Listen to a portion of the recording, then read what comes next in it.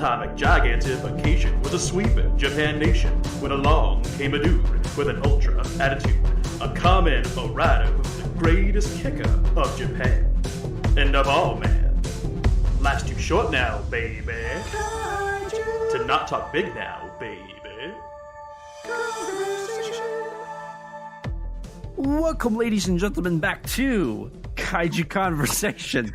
I'm your host, Elijah, and joining me, as always, my lovely co-host and editor.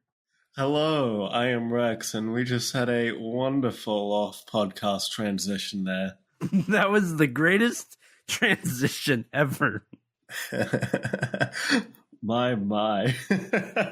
Oh, boy. So it's October. This is the third week of October. It's flown by. I'm genuinely shocked. It's flown so quickly by that as we're recording this, it's still not even October yet. Well, honestly, the fact that these recordings just have kind of went by really, really fast. Oh, I'm terrified at the fact that September is over in a couple days for us. That horrifies me to no end. Right, and then on top of that, and we're not going to talk about episode numbers, but the fact that we're on 107 already is what happened? We were just doing 100. Right. It just it's throwing me through a loop. Yeah. Nah, years always go by too fast, but it's a problem that just keeps getting worse and worse and worse and will never stop. Okay, but I will say this. It's usually around September or August that actually happens. I feel like January to July for me goes fairly at a decent pace, but August kind of went by a little fast. September went by really fast, faster than I wanted it to go. Oh yeah, no, September has been shockingly quick. It's actually terrifying. But no, I feel honestly, this entire year, I've just been shocked when I just sit back and think, man, we're already a third or halfway through the year. I'm like, man, where has time gone? Yeah, especially post-school, it goes by really fast. Yeah. Now, speaking of all of this, Rex, how have you been? I've been doing pretty good for the most part. There have been a couple annoyances recently, such as I know you were definitely also annoyed by this. I lost my internet for a couple days. That was fun. Yeah, next time that happens, I'm going to PayPal you the money to turn it back on and get it over with. Well, the thing is, the money wasn't even the issue with it. It was my actual ISP was the issue, I believe. They just didn't turn it back on for 2 days or something like that. Or 2 or 3 days. Well, either way, I'm going to be sending you PayPal money, whether you like it or not, because we're going to get this taken care of, because I'm not dealing with this again. Sure, I'll take the free money. But you're going to have to send it back once you get a paycheck. Or I'm going to tax you on it and charge interest. And it's going to increase by 12% every week until you have to sell off all of your assets and declare bankruptcy. Hey. Can you at least wait for the exchange rate to go down? Nope. Why not? Because I said so. Rude. How am I supposed to exploit your generosity? You won't and can't. But how have you been? That's Otherwise, it? You have nothing else? You're in that one out? You didn't do anything else? I got -1 on Blu-ray. Nice. That was fun. I know we both had a lot of fun whilst my internet was out on call, and I put the movie. I tried putting the movie in my Xbox, but then the Xbox decided, no, you're gonna need to reinstall the Blu-ray player app. So I'm like, oh, can't really do that with no internet at the moment. So I boot up the PS5, put it in there, and yeah, we had a little bit of trouble there getting it out. Yeah, we were on call for what, 3 hours? 2 hours? It was it was I think it was longer. It was 2 hours. Well, the call was probably 3 hours in total, but like 2 hours of us actually dealing with the issue. Remember, because first we thought it was stuck in your PS5, so we had to dismantle the PS5. And then after we had dismantled it and nothing was happening, you were like, oh, wait. Because I was like, there's only one last thing I could suggest, and that's, did you put it somewhere else? But before I could suggest that, you're like, so, it's in the Xbox. And, you know, I was giving you the benefit of the doubt because as your IT person, I was looking through all the possible solutions. And one of them was, did you actually have a disc in there? But I ignored that one. I was giving you the benefit of the doubt that you were not lying to me. And you betrayed me, traitor. Okay, in my defense, I use the Xbox as my TV, so it's like I'm just used to putting discs in there more than I am the PS5. Well, I'm sorry that you're used to putting it in one thing and not another. You're just going to have to get used to it. Yeah. But then we actually did get it in the PS5, and then it actually did get stuck. Thank God we did actually, the solution was just to turn it. The one moment I decided to I turned on my phone data to look it up. I look on Reddit, and the first thing I find is the simplest goddamn solution, and then it works. Yeah.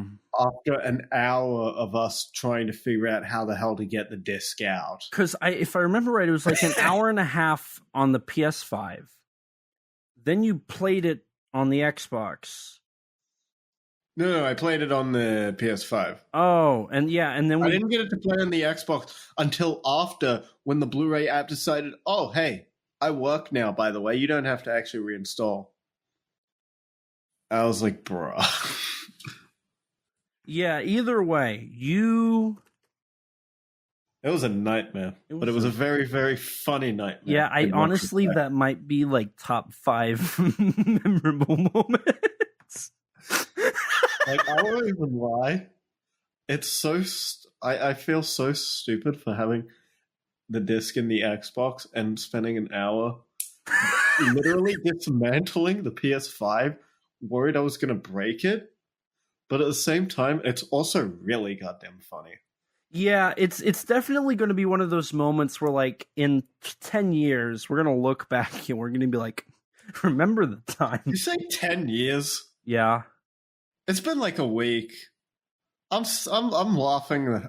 It's hilarious. Yeah, but I'm saying in 10 years we're gonna even look at it then, and we're gonna be like, remember when we were on a phone call for 3 hours trying to save Godzilla -1, and we didn't even need to. Like 2 hours prior.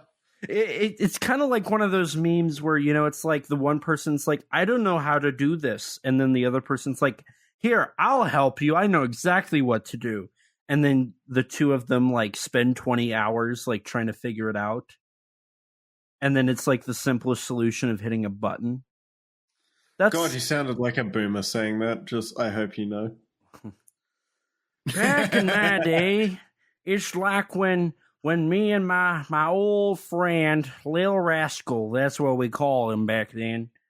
When Little Rascal and I were trying to light a fire once, we spent 20 hours trying to light that fire, and all we needed to do was have I was more talking about the part how you talked about how you referred to memes.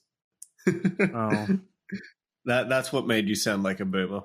Back in my day, memes were just funny things we did, like when we threw rocks at the school bus. Because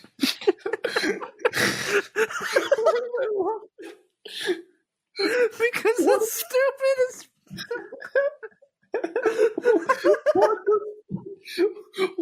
funny? I'm confused now. Why did I laugh? I don't know what was funny about that. Because it was stupid. Maybe the idea of just throwing rocks at the bus is hilarious. Are you what? Are you saying endangering school children's funny to you? Yes. Yeah. That wasn't what I was thinking about, but yes, it is funny. Oh, that's awful. Yes. It's not okay. But yeah, outside of that, there's not been a terrible lot that's too interesting from what I can really recall. Okay. I'm just trying to think if there is anything actually interesting. I was doing a little bit more prep for short film, for the short film assignment. Yeah, how is all of the film stuff? I like my weekly updates. I'm gonna be real. I'm a little concerned about it at the moment, just because. Just now, you're concerned? No, I've been concerned from the beginning, but now I'm starting to get really concerned because we don't have for some reason we don't have a completed script, even though like my group members said that we were gonna have it like by now pretty much. We would have a completed script, and really we should have had one like by like last week or even the week before. So I'm getting really concerned to the point where I'm like, I might just try and sit down tomorrow and just write it myself, honestly, just so we have at least something. Like I don't care if we necessarily use whatever I write, but like just to have something, you know. Wait, sorry, it just clicked. Do you not have a script? Like we have a story outline. Like we have a pretty complete story outline. You don't have a script. Yeah, no, exactly. That's why I'm kind of frustrated at the moment because I'm like, oh my god, we really should have had this like weeks ago. Oh my god. Yeah, that's my headspace right now. Oh god. Yeah. This is why I usually do maybe a story outline and then I just jump right into the screenplay. Yeah. And it's like the thing is, I think the issue is that my group members are too concerned with trying to just shorten the thing. Because the thing is, the story outline is realistically probably too long. But I'm like, honestly, what I was trying to say to them was like, honestly, just write it anyways. Even if it's too long, that gives us something to work with. You should always write too much. It's better to have too much than too little. Exactly. So that's like, if I don't hear anything from them within like the next few hours, I'm gonna at least make some sort of backup plan because honestly, I don't feel safe at the current moment of where we are. From the Warning from Space episode, I have been genuinely baffled that your team is a team. Like, I legitimately do not get it. Like, I feel like there's so much going on that's not okay. Like, if I remember correctly, you didn't have set roles. You knew who the director was. Okay, we do have set roles now for the record. You do? We did sort that out. Who are you? I am production manager / continuity. Okay, I might end up helping with lighting. You mentioned lighting. But yeah. So if we're being technical here, Rex, you can always make the argument that as the production manager, you're not actually supposed to make any decisions. You're just supposed to write down and keep track of everything the producer and director say and make sure everybody else knows it. So you can do your job. Your team scares me. I want to be at your next team meeting. I mean, they're good people. It's just I'm not saying anything about the people. I'm just saying your team scares me. Yeah, just kind of maybe a little too ambitious. I don't know. Ambitious. I'm just going to be honest. It sounds kind of lazy. It sounds like people are being a little too lazy. Honestly, with the script, You might not be entirely wrong. I don't know. I'm not gonna. I shouldn't even say that. Like, I don't know. I don't know what they're doing. Okay, here's the thing. I wish I knew more. Here's the thing. The script is easily the most time-consuming aspect of the actual development process because that is creating everything. If you do a very thorough and good script. Well, that's what's so frustrating. It's like we've had like that's what's kind of frustrating about it is that we've had like these long discussions about it to kind of like iron out the story and just get things at the very least like functional and in order so that like, hey, we can just cleanly develop a script and work from there and adjust it like just where we think we need to adjust. Just go into it, and then as you write here's the thing: if you just go into a script, and if you're creative enough, as you write it, you will figure out and develop the story. Right. I mean, yeah, I know. I literally have been writing a script recently, and it's like for like just an idea I had. I'm like, oh, I should write that down. And I ended up developing it, and that script's almost done. Like, I just need to just wrap up the ending, and it's like, boom, done. I've got like a script that's like 7 pages, which is like, that's what we need, you know? Like short is only meant to be about like 5 minutes max. Yeah, it's literally 6-7 pages. Yeah, exactly. Ugh. And that's going based off of a screenplay template that includes your actor direction, potential camera direction, music direction, dialogue, character names, and breakdowns, and editing notes. Yeah. Nor do I in some regards. Granted, I'm writing a script right now that's supposed to be like 12 pages, and I'm only about halfway through, but I'm also not like, it's not like I'm short on time. I have plenty of time, but I am working on it. I can get at least 2 pages done a day, and that's within about an hour worth of like the writing. Yeah. I'm genuinely, the longer I've sat on it, like the more I'm like, I think I'm just gonna need to, at least for a backup, just bust out a script just to at least have for safety at this point. I'm so glad. I need to be at the next team meeting. Just be like, hey, guys, I have a friend from America who works on indie films, and I was wondering if we could actually have him in on this meeting. And then they'll probably be like, sure. And then I'll be Elijah Thomas, and I will... You'll become the ghost director? You know what? Apparently, I don't know if this is actually true or if it was a joke, but John Carpenter directed a TV series from his home over Zoom or something. It was like a recent HBO Max show. I could totally do that. God damn. Something to get John Carpenter off the weed and video games. My God. That's incredible. So I think we should do this. We'll see. Let me be at this next meeting. We'll see. So outside of that, any other updates on the film stuff? You're writing a script. Your short film is in development hell. Wi-Fi was out. Life is great. Your disc for Godzilla -1 got stuck. Yeah. Sounds like you're having a whale of a time. Oh, absolutely. Absolutely. How about yourself?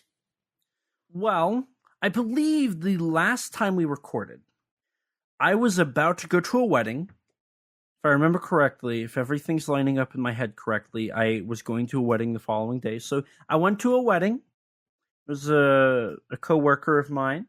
It was a very nice wedding. I enjoyed my time there.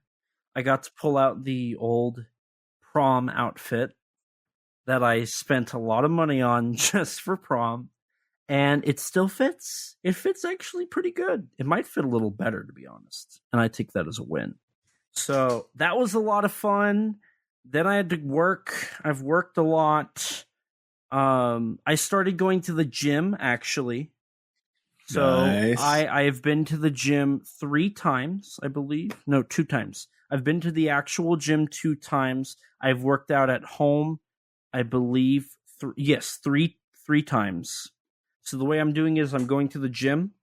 Following day, I work out at home. Third day, I'm off. Then I go back to the gym. Then I work out at home. Then I'm off. And that's how I'm doing it. So that not only do I not waste all my gas going back and forth to the gym, whether it be after work or on my day off, but it also saves me time because there's some days where I'm so busy that it's just easier for me to wrap up whatever I'm doing, walk down into my basement, get my dumbbells, and start working out. So I've been doing that. A lot of leg work, a lot of arm work. Started working on the chest. So every day's a leg day. Every day is an arm day. Every day is a chest and pectoral day. So No leg days? No specific leg days. I do it every single day. Like, my legs are hurting right now. My arms are hurting right now. But I'm fine with that. My goal is to lose 15 pounds by the end of the year. But I also will not be upset if I just lose 15 pounds of fat and gain that back in muscle. So that's my plan. That's my hope. And that's what I'm gonna do. So wedding, work, working out. There's a lot of W's here, right? Yes. Now, let me give you one final W. The Weeknd dropped a new single. I don't know if... that weekend. That Weeknd. The Weeknd, who's so good, he play all week long.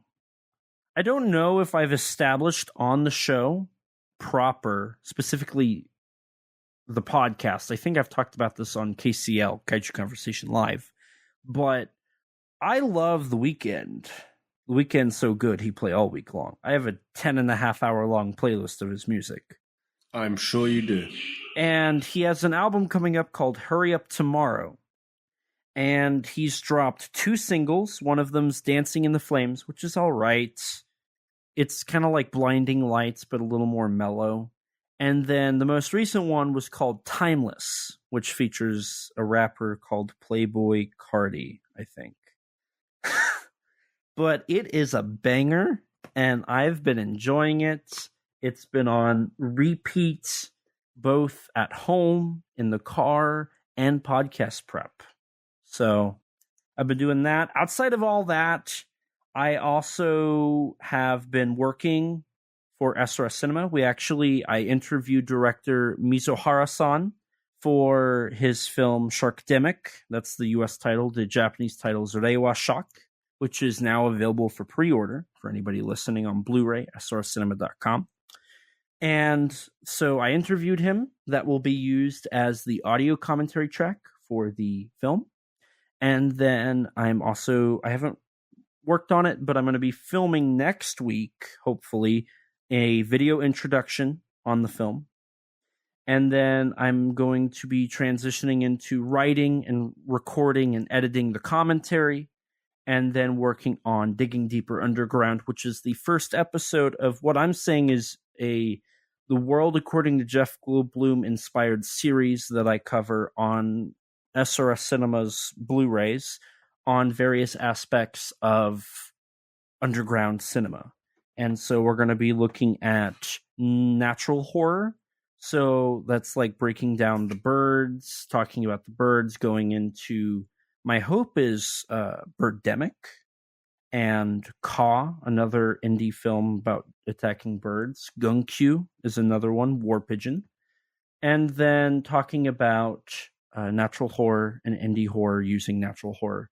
Maybe getting one of the Polonia brothers. All of this, like, I've not actually talked about before. So if you're listening to this, that's kind of the idea. So I'm very excited. This is honestly my most anticipated project I've worked on, to be honest. I mean, I loved Yuzo, working with director Ishii-san and Masanori Machida-san and Daisuke Sato-san and Willy Evans was very awesome. But, that was an audio commentary and footage from the premiere that I provided. And then Liverleaf was really cool, but that was all like self-done. Like I worked with you, Rex, of course, and I worked with Danny a little bit. And then, it was making my own stuff, which is fine. But I also love working with the directors. And then War of the Ninja Monsters, which is shipping now, by the way. Go order your copy of War of the Ninja Monsters, Jiron vs. Gora on srscinema.com. Danny and I did the audio commentary track for it with the help of comments and answers from Shenpei Hayashiya on the development of the film. And, that I got to do a text interview with him, but timing didn't work out to actually get him on board. Whereas for this one, Mizuhara-san and I have been working really close together on various things, which has been very helpful and very good. So, yeah, it's been a lot of fun. That was a lot of fun. He actually posted a screenshot from the interview, which was really surreal. We actually, this part I'll talk about. So as we were doing the interview, he was talking about some of his music that he likes. And he brought up industrial and heavy metal. Now, when I hear industrial, the genre of industrial, my brain automatically goes to composer Chu Ishikawa, who worked on Dead or Alive from Takashi Miike, and Bullet Ballet, and Tetsuo, the Iron Man from Shinya Tsukamoto. And I love, actually, no, I don't think he did Dead or Alive. I think that was Kon Ichikawa, I believe. But Bullet Ballet and Tetsuo are really good. I love the track Megatron. If you haven't heard that song, so good. So good. I really wish the Tetsuo soundtrack was available on Spotify, because you can absolutely guarantee that I would blast Megatron every day in my Bose surround sound car system. I'd love to do that. I mean, that whole soundtrack is just an experience in and of itself, even outside of the film. Yeah. It's so unique. It's so original. I love it. I cannot. It's great. I cannot sing its praises enough. But that's something that we did. We got to share that love, which was really cool. And with my limited knowledge of Japanese, it wasn't in our script, so the translator was kind of translating on the spot, right? And so he mentioned industrial, and I was like, do you like the works of Chu Ichikawa? But he heard the name Chu Ichikawa, and without translating, he knew who he was. Like, he said Tetsuo, and like it was like, oh my god, we like this together. This is something that we both know, and that was really special. So that was really cool. So right. That was a lot of fun. I got some more movies. I got Red to Kill, which is a Hong Kong horror movie. I don't really know anything about it. I just got it because I bought the Error 4444 bundle that came with the Mukuro trilogy and the Crazy Family. So I'll end up watching it. I got the Fly Collection from Scream Factory. I got Gemini from Mondo Macabro. And then I believe that's it. So I've got a lot more movies in. And then I also had a meeting today, actually. I can't talk about the meeting, but it was about the podcast. And I just want to say that they said we do a good job. So that was really nice. I enjoy hearing that feedback. You, the listener, can also leave us feedback on Apple Podcasts. You can head over to applepodcast.com/kaiju-conversation, I think. Or just look us up on Apple Podcasts, either way. And leave us a 5-star review. We're always looking for more reviews. And right now, I think we could really use it. And I'd appreciate it if you could do that. So if you can, definitely head over there and do that. But outside of that, That's been pretty much it on my end. Yeah. No Tokusatsu? Well, I was going to ask you first. Did you see any Tokusatsu? Well, movies, no. But for TV shows, I remember a while back, like probably about like 4 or 5 months back now, I I mentioned I was interested in checking out this show that I'd seen like just a small post about on Twitter, showing a little clip of it called My Undead Yokai Girlfriend, which kind of reminded me of Gara a little bit. Is that a Netflix show? Prime Video. Oh. Prime Video. It's produced by Robot Communication. Okay. Yeah. And yeah, so I finally got around to watching that. Actually, funny story. The reason I got around to watching it was because I was kind of in a J-drama mood because I watched this film called Drawing Closer on Netflix. It's absolutely just beautiful tearjerker of a film that was on Netflix. I ended up watching it because I'm in this kind of in that similar sort of J-drama-ish mood. I'm like, I'm going to finally give this a go. And I put on the first episode. Credits come in. It's the same goddamn director as Drawing Closer. Takahiro Miki. And then I look, and he directs every episode of the show, and I'm like, oh my god. But yeah, I started it on like Thursday or Friday, and it's now Saturday for me, and I have completed the show earlier today. So how was it? I quite enjoyed it. My biggest complaint for the show is honestly that I wish it was longer. I want a season 2. They go out of their way to really set up season 2 almost a little too much, but yeah, no, I'd love to see it season 2, and I'm kind of a little sad that there currently isn't any announcements for it. So I don't know if it necessarily did well or if it did poorly, but I'd hope to see a season 2. I think isn't it an adaptation of a manga? No, it's not. It's actually written by Westerners, I believe. Yeah, because it's the two writers are a guy named Zach Hines and God, I'm blanking on the other guy's name. It starts with a Y, but like they're the only two people in the credits whose names are not written in kanji, because like everyone's names are written in kanji and then English below, but they're just in English. And there's also a credit for like Japanese adaptation by. So from what I can tell, the showrunners of the show aren't Japanese; they're Westerners. Interesting. Yeah. So it's an American project adapted by Japan. It's an American product. It's an American story about a Japanese production. It's an American story about a Japanese world adapted into a series by a Japanese studio being shown by an American company. Yeah, basically. That's a wild, like, run around. But I'm all here for it. I like that. Yeah, and you love your Japanese zombies, and I can tell you now, there's a fair few Japanese zombies in this show. I have a couple other Japanese movies that like I'm wanting to like watch, but I also I don't have the heart to do it. I just cannot find it in me. The show actually has more zombies than it does yokai in it, ironically. That's upsetting. I could see myself getting upset at that. I mean, to be fair, it's mainly based around just one yokai girl. Yeah, I could see myself getting upset.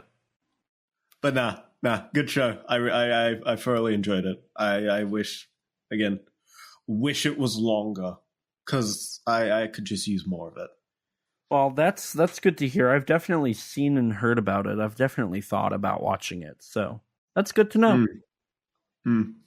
It didn't win me over initially in the first episode because it's kind of got a lot of cringe humor style, and usually that doesn't work for me, but in this case, I was pleasantly surprised that the humor, like, most of the time actually does work for me. Good. I thought it was legitimately a funny show. Well, that's good to hear. But yeah, that's all the Tokusatsu I watched. Oh, that's it? Yeah. What? I watched a whole TV show. I haven't done that in ages. Oh, you got a fair. Isn't it only like 7 episodes though? Hey, they're like 30 minutes long, 30 to 40. Oh, God forbid you watch a 140-minute. No, wait, 30. It's like 200 or so minutes. God forbid you watch a 4-hour show and be like, bro, I just all I could watch. Hey, you're not the only one who works here. Well, I had to work more than you. Okay. Because you're not the only one who works here. Because instead of watching How movies... How much Tokusatsu have you watched? Instead of watching movies, I had to edit an episode of the podcast. Because of your Wi-Fi. Your stupid Wi-Fi. And you know what? I was not ready to do that. But I did it anyways. So, no, Rex, I did not watch any Tokusatsu this week because I could not. I could not. I did end up watching a Russian film, though, called The Forest of the Dead Sharks. It was awful. Like, it's like an hour. Yeah, I can't say I've heard that one. It's like an hour and 20 minutes, and like the sharks are like these like pixelated drawings that are animated just sliding across screens. Oh my god, that sounds awesome. It's like Sharkdemic, if you've seen the trailer, but a little bit lower, I would say. I see. It was not very good. I sat there and I think I honestly was on my phone more than I was watching the film. I think that means you're just going to have to watch it again so you can pay attention to appreciate it. Nope. But actually, speaking of kaiju and tokusatsu, did you see the new kaiju giant monster movie coming out? Did you see the trailer for the that? one with Anthony Mackie? Yeah. It looks okay. Yeah, it's called Elevation. It comes out November 8th of this year, so it's like coming out really soon. In America, at least. I don't think it even has an Australian release date confirmed. It got picked up, so I think it's an indie-ish film, like it's a higher-end indie film that didn't have a distributor, and it got picked up by Vertical Pictures. And, see, that makes more sense then. And so then it's getting a US release. I don't know about anywhere else. Basically, from the trailer, it looks like the synopsis is these people live in a mountainous village and they have to fight to survive because there's a monster hunting them. And the monster looks like a combination of the creatures from the Eternals with Samael from Hellboy with a hint of Guamule from The Host. Yeah. God, until a couple of days ago, I didn't even remember that Eternals had monsters in it. I'd completely forgotten about that. I only remember because they were very lame. Actually, I think The Great Wall, that Matt Damon movie, has the exact same looking monsters. Yeah, it does. Like, legitimately. It's these, like, 4-legged Lovecraftian-ish, I guess, like, creatures. And I can't stand them. Okay, here's the thing. Samael looks great. I love it. But once you also look into the fact that, like, there's, like, 3 other, like, multi-eyed, 4-legged, reptilian-esque, weird, like, veiny monsters. Right. It's like... Right. I mean, the host monster is also, like, awesome. Yes, absolutely. But, like, I don't know. It's just there's something about this that doesn't look very. I mean, it doesn't. It looks like it just looks like what? It just kind of fine but generic to me. That's kind of where I'm at with the creature design that the trailer showed. Yeah, so it looks like the synopsis says, sit in the post-apocalyptic Rocky Mountains. A single father and two women venture from the safety of their homes to face monstrous creatures to save the life of a young boy. The film stars Anthony Mackie, Marina Baccarin, and Maddie Hassan, and is directed by George Nolfi. Vertical will release the thriller in theaters November 8th, 2024. And it's okay. First of all, I love the fact that like this is post-apocalyptic. It's like, actually, I'll tell you what, this feels like a mountain version of A Quiet Place, and I think it's actually from the same producers. Oh yeah, they did. This trailer says something about that. Yeah, it's the same producers as A Quiet Place. So this is it. It looks like A Quiet Place if A Quiet Place was set in the mountains. That's actually, I think, the best comparison you could make. Oh, also the monster from the lake also kind of looks the exact same way. Except it's a little more dinosaur-y. And the lake monster is cool mostly. Yeah. Shame the movie isn't very good. If only. If only the whole movie lived up to that first scene. Yeah, that first scene's really, really good. God. But yeah, so we do have a giant monster movie coming this year from America, outside of Kaiju Glam Metal Shark Attack. And so I think that's the next giant monster movie coming up. We've got that. There's Bloodspawn, Kaiju Island of Fire, Midnight the Era. So there's a couple exciting ones. There's a lot more next year. If what's it called, Elevation comes out, I'll go see it. Why not? Yeah, that's kind of my thought. Well, it is coming out. I don't know if I will go see it. I might just wait for the physical release. It all depends on how busy I am come November between work with Black Friday and Thanksgiving and Christmas and, whatever else is coming my way. So we'll see. But with that, I don't really have any more topics to talk about. We were supposed to cover a movie today. Yeah. What happened with that? I'm gonna be honest with you. I don't remember. Oh well, actually, I lied. See, there's a consistency here. Oh, shut up. You have lied more in this recording than you have in anything else. What else have I lied about? You lied about... Exactly. You talked about lying about money. You lied about something else, and I called you out. I called you a traitor. Well, so far it sounds like you're the one lying here. You cannot gaslight me. You cannot gaslight me. You will not prevail, traitor. All these false accusations being thrown around, and I'm the one being called a liar. You will not prevail, traitor. Oh, God. But yeah, as it seems, I've almost accidentally been in a little bit of a yokai mood, you could say, recently. As today, not only did I finish My Undead Yokai Girlfriend, but I also watched a movie titled Yokai Monsters, Spook Warfare. Oh, Yokai Daisenso. Yes, the Great Yokai War. Yes. 1968. Yeah, December 14th. It was actually on a double bill with, get this, the Snake Girl, the Snake Girl and the Silver-Haired Witch. Yes. Which is very interesting pairing, which we'll talk about that once I start going down that rabbit hole.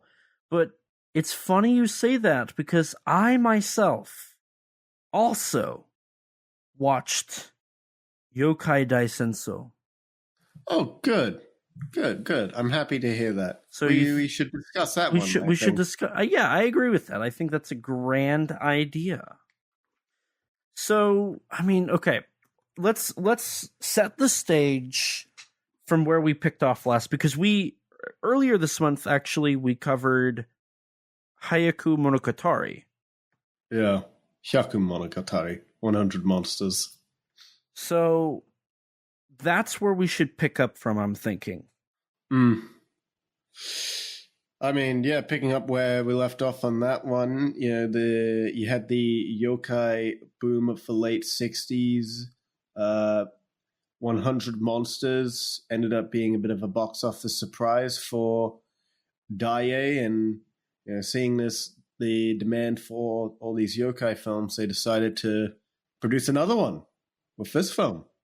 It's also important to note that during this time, they were also producing a lot of horror. They did The Snow Woman, I think, in 1967. They had re-released a couple of their films. They were developing more.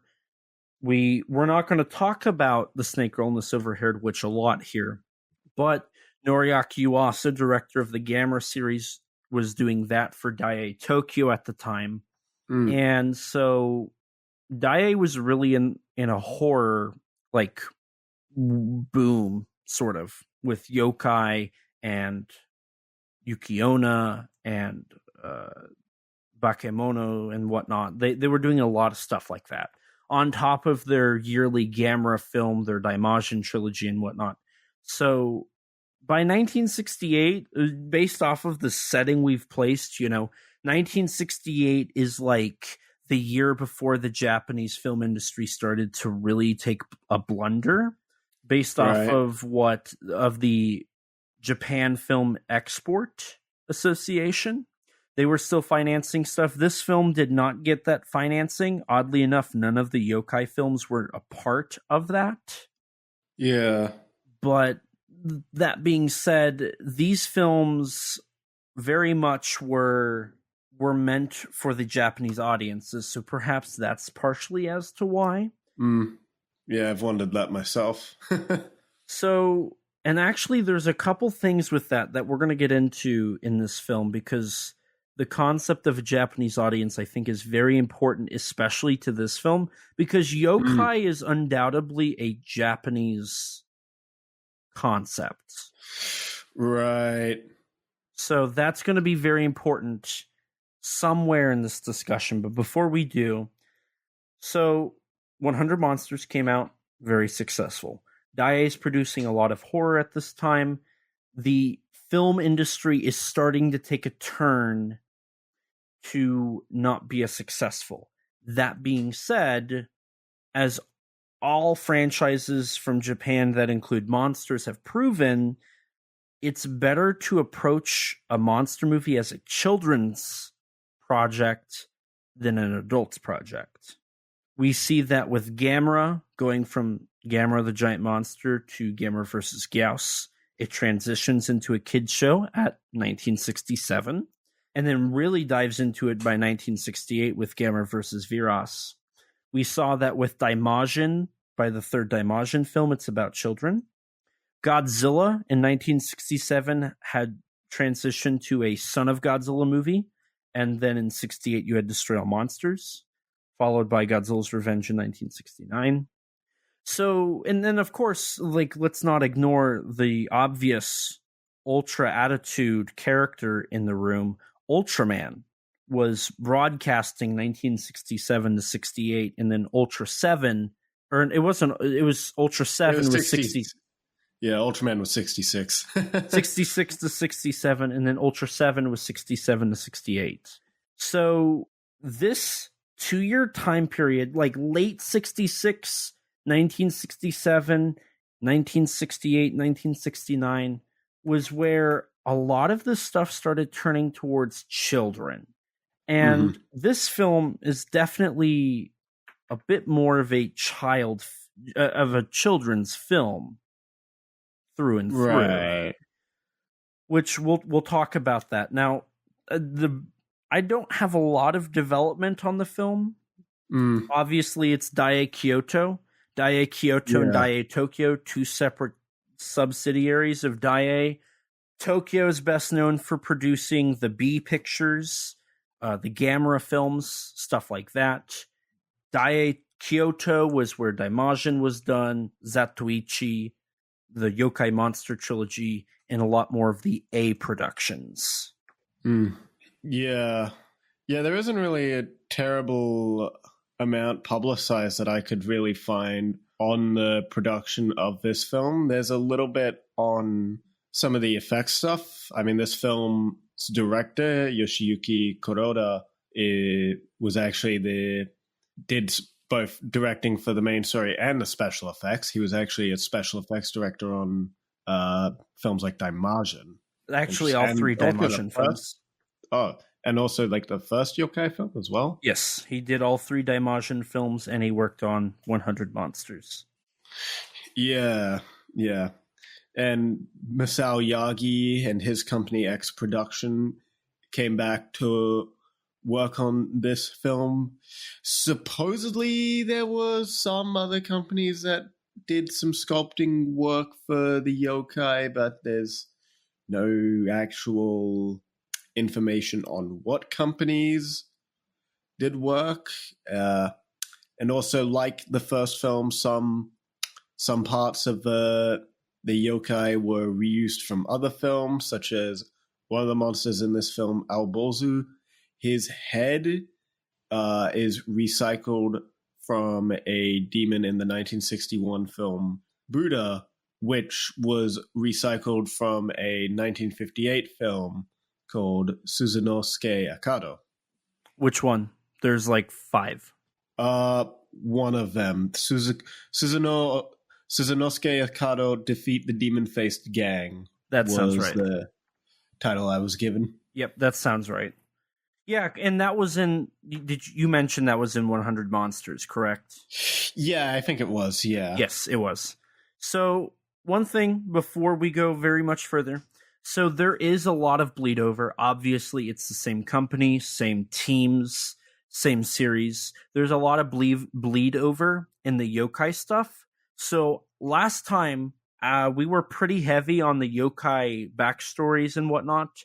For the most part, we will address the new ones, but we will not be covering all of them again. So I would highly recommend, if you're listening to this and you haven't listened to the 100 Monsters episode, I would go back and listen to that first and then come back to Spook Warfare, just as you would if you were watching the films.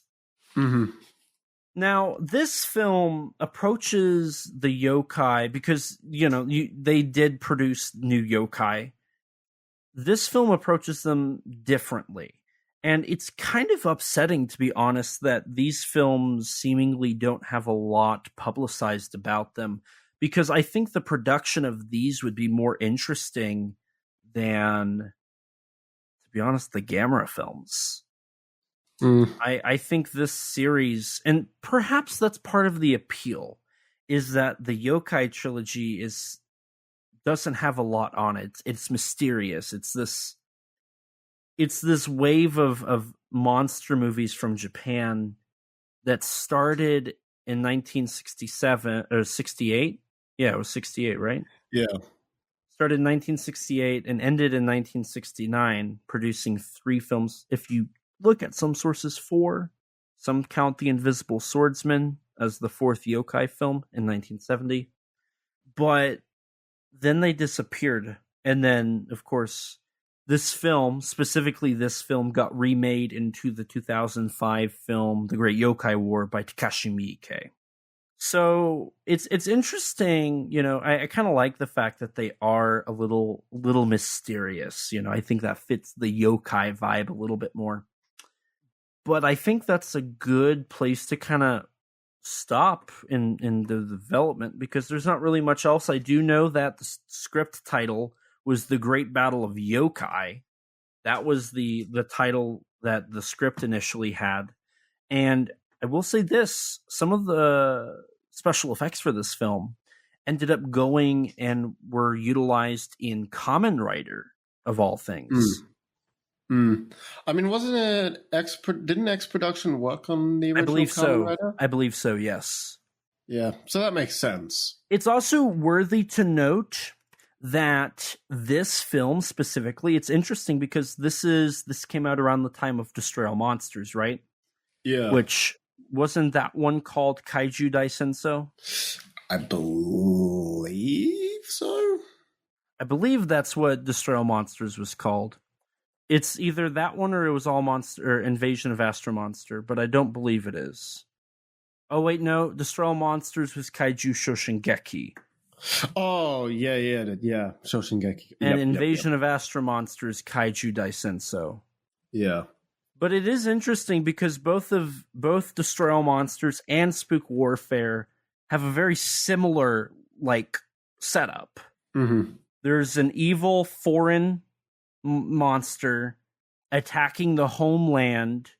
Granted, in Destroy All Monsters, there's an alien subplot, so it's a little different. But attacking the homeland of the native monsters, and the native monsters have to attack and kill the foreign monster. And it ends in a giant fight to the death between all the monsters until that foreign monster's been defeated. Which is interesting now that I think about that. That's really interesting because these came out the same month, if I remember correctly. So, I mean, there's an even more interesting, seemingly coincidental connection to another film, a very famous American horror film that the opening of this film has. Oh, yeah. Do we want to get into the film first? I think we can real quick. I'm going to correct something. Destroy All Monsters came out in August. I was thinking December for some reason. So it was a little before. A lot of the later Godzilla movies came out in December, so it's only natural. So that being said, it's still interesting. They were still back half of 1968, similar premise. But yes, I think we should definitely jump right into this film, starting with the opening shot of the yokai just kind of standing there ominously. I think that's such a cool shot. Oh, the atmosphere here is awesome. I love this. Should we establish now that this film does not look like it was shot in 1968? Not really, no. It looks like an looks 80s wonderful. film. That's when I'm thinking early 80s, maybe Masters of the Universe or Clash of the Titans, that 1981 to 1986 time frame. This film would be if you told me it was in that time frame, I'd be like, yeah, makes sense. Oh, I've heard with the 4K transfer that it looks even better. Yes, that's the one I watched. I was blown away by it. Oh, interesting. Also, we get a cool opening credits with fog over a scroll, some yokai scrolls, which is really cool.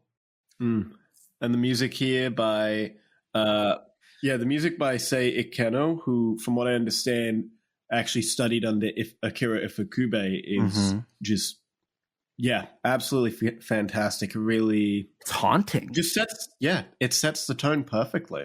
This film does a way better job at utilizing music, I think, as a haunting mechanism than 100 Monsters. But 100 Monsters also, that one did a lot better with silence, the eeriness of silence, I think. But I love the music in this film. Absolutely, it establishes itself right away here. Yeah. But after our opening credits, we cut away from Japan to go into Babylonia in Iraq, in the city of some former city, I suppose. It is, it was a city from Mesopotamia. It's real. I didn't think it was real, but it is real. In the scene, we get some narration about an ancient monster from thousands of years ago that was prophesied to return in 4,000 years. I say present. This is set in 1751, the first year of the Horeki period of the Edo period. Did they establish that? I don't think that's actually established in the film, but it's it's when it's meant to be set. I tried seeing if there was any specific thing of significance of the Horeki era that would have influenced the film, but as far as I could tell, no. and no one else seems to have has seemingly written anything on it. So as far as I can tell, there's nothing of significance to that date. I will say this: if you watch this film, there definitely feels like there's something missing contextually. I feel like this film, like there's got to be something it's saying, because I tried to find, I have something. I don't have a lot, but I do have something. This film 100% is saying something. Like, absolutely it is. But I can't tell. Yeah. Oh no, I'm in agreement with you where I definitely feel like there is more going on here. There is definitely a little you can read into, especially with some of the background of stories titled Yokai Daisenso, but yeah, I still feel like there's missing puzzle pieces here. But yeah, two Tomb Raiders are raiding a tomb? Yeah, yep, pretty much. And they end up unleashing the monster Daimon. So, first of all, I want to say that the compositing, there's a lot of matte paintings here and forced perspective shots, I believe. Oh, they look wonderful. It's so good. It reminds me of Clash of the Titans. And it's also really interesting that we do go to Babylon. We actually start the film off in Babylon, and it carries over. I think that's it's different. And that's part of the mystery with this film, because why else, there has to be a significant reason to why they start off in Babylon, to show us the unleashing of Daimon to go to Japan. Well, with Daimon specifically, from what I understand, he, the design and characteristics of Daimon are based off actual sculptures and relics from Babylonian mythology. So, the Burney relief, I believe it's called, which depicts Lilith, which is a kind of like a vampire-like demon, which Daimon, you can definitely make the connection. He very much reminded me of a vampire. Yes, absolutely. And I actually wrote that down, that I thought it was really interesting that he's basically a straight-up vampire. He eats blood. Right, but from what I can gather, that it's perhaps that he's less inspired by a vampire, more that he's inspired by a mix of very similar mythological entities. So Lilith, a demon that had a lot of vampiric-like traits that would feed on the blood of women and children. Daimon later in the film is established to later on goes to be feeding specifically more on children than and women, adults. Yeah, exactly. Yeah. And Daimon's ability to enter the bodies of its victims has been suggested to relate to a mythological being called Ekimu, which was a vampire-like spirit as well, that also lived off the life force of its victims. Well, real quick, before you dive too far into that, I actually did some research, because so here's the thing. Daimon Babylon is in Mesopotamia. And so I'm like, okay, so Mesopotamia, Babylon, there's got to be some sort of Christian through line here, right? And so I did some looking. Daimon is, first of all, Daimon, what does that sound like to you? Demon. Exactly. It's so at first I thought, okay, maybe it's supposed to be a play on the term demon, but Daimon is actually a Greek mythological creature. Daimon is a type of, it's been compared to as a ghost, as if somebody has died and then they become a daimon. And so they're similar to ghosts in that regard. They can be both good and evil. That's something I thought interesting. And they were known to shapeshift. They were able to turn into people, which we see him do in this film, right? And this is where I thought it got really interesting. They are often compared to, they are very similar to the jinn from Arabic mythology. Now, do you know what jinn also inspired? What did it inspire? It inspired Daimajin. Because Daimajin pulled some influences from that and like the golem and whatnot. Right. Which adds more because the suit actor for Daimon is the suit actor for Daimajin. And so in a way, I almost look at it as like perhaps Daimon is like the truly evil version of Daimajin, you know? And so you have Bujin, which is like the good god, you know, he's legitimately the good god. They say that in the films. Then you have Daimajin, which is the neutral, like he will fight the bad guys, but he's also not afraid to kill the good guys. And then you have Daimon, which what does Daimon start? Daimajin. And then you have Daimon, which is the straight up evil version of this idea. So I think that's kind of interesting. I think there's an interesting through line there with Bujin to Daimajin to Daimon. And so that's something I think is very cool. And so going back to Daimon can be broken down into 4 categories. And one of them's like neutral, one of them's really good, one of them's good-hearted, and one of them's evil. And that's called kakos, which when you look into what kakos, which is a Greek term, it means bad-natured, wicked, destructive, which is exactly what Daimon is in this film. And according to what I read, their whole thing was they brought ill fortune to people, which we also see here. You know, Daimon does whatever he needs to do to, you know, succeed and continue to push himself to where he wants. Similar to demons, they were straight up, you know, in what I was reading, they straight up said like they are pretty close to what in Christian myth is a demon.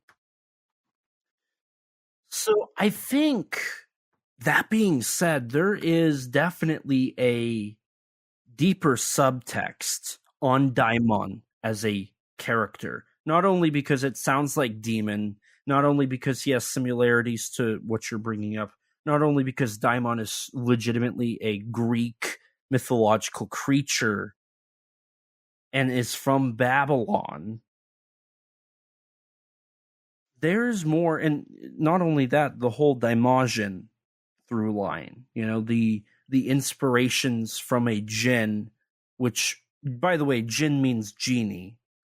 Jinns and genies are the same thing, but jinns were influences for Daimajin. Hence the jinn slightly.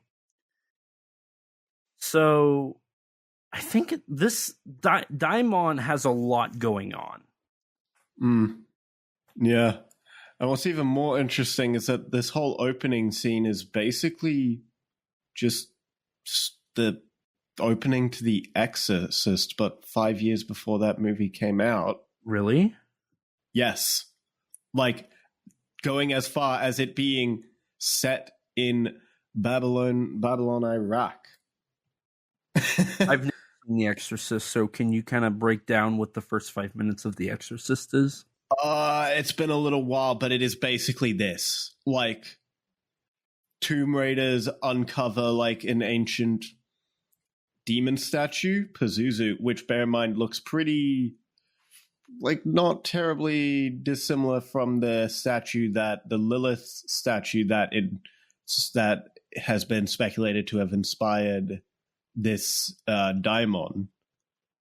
Now, do you think that's a coincidence? I feel like it almost... That's what I'm leaning towards. Like, I don't think there's any actual evidence that William Friedkin or anyone else involved in the film has watched the Yokai Monster movies.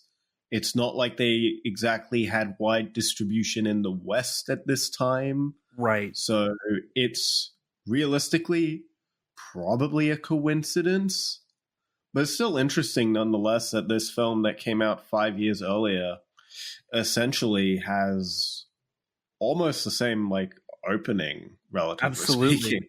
Absolutely. And as we're talking about and both are set in like the same place. Like Pazuzu is a demon from the Mesopotamia. Yeah, you pronounce it. I'm terrible. Mesopotamian. Yes. I only know that because of Ghostbusters. Because Ghostbusters talks about how Zool is an ancient Mesopotamian god. Well, hey, fair enough. Yeah, that's really interesting. So, you know, as we go on through this scene, they unleash Daimon in a very beautiful composite of this smoke, and it's very atmospheric. This film does a wonderful job at being atmospheric. Right. And this scene is where we first get the film also really shows its hand with the beautiful lighting as well. The backlighting on Daimon is so... I mean, it looks like it's from the 80s or 90s. This film is so ahead of its time. Like, it's not even funny.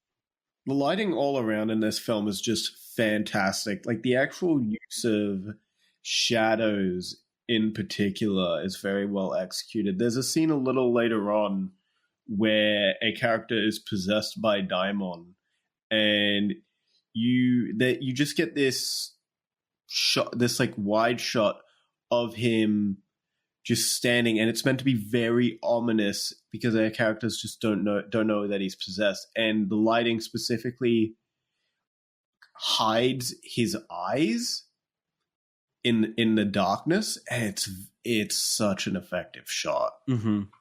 See, this film also has various moments, and I'll talk about them whenever we get to kind of that point in the film. That's the lighting is very theatrical. There's a shot where a spotlight's used to like suddenly a yokai appears and they use a spotlight to show it. Very theatrical. And that's the bleed over from 100 Monsters, because 100 Monsters also had a great setup with its lighting. But this film I feel like it kind of one-ups it. Yes, absolutely. This film, the thing that I really love about this film is how it feels so ahead of its time. Like, I feel like this is a great example of Japanese filmmaking being very advanced for its time. I think that's something that this film does wonders at. I remember I was showing a friend of mine a couple years ago an episode or two from, I think it was like Return of Ultraman. And he was like, is this an 80s show? And I was like, no, this is 1960s. And he was like, this looks really good for 60s.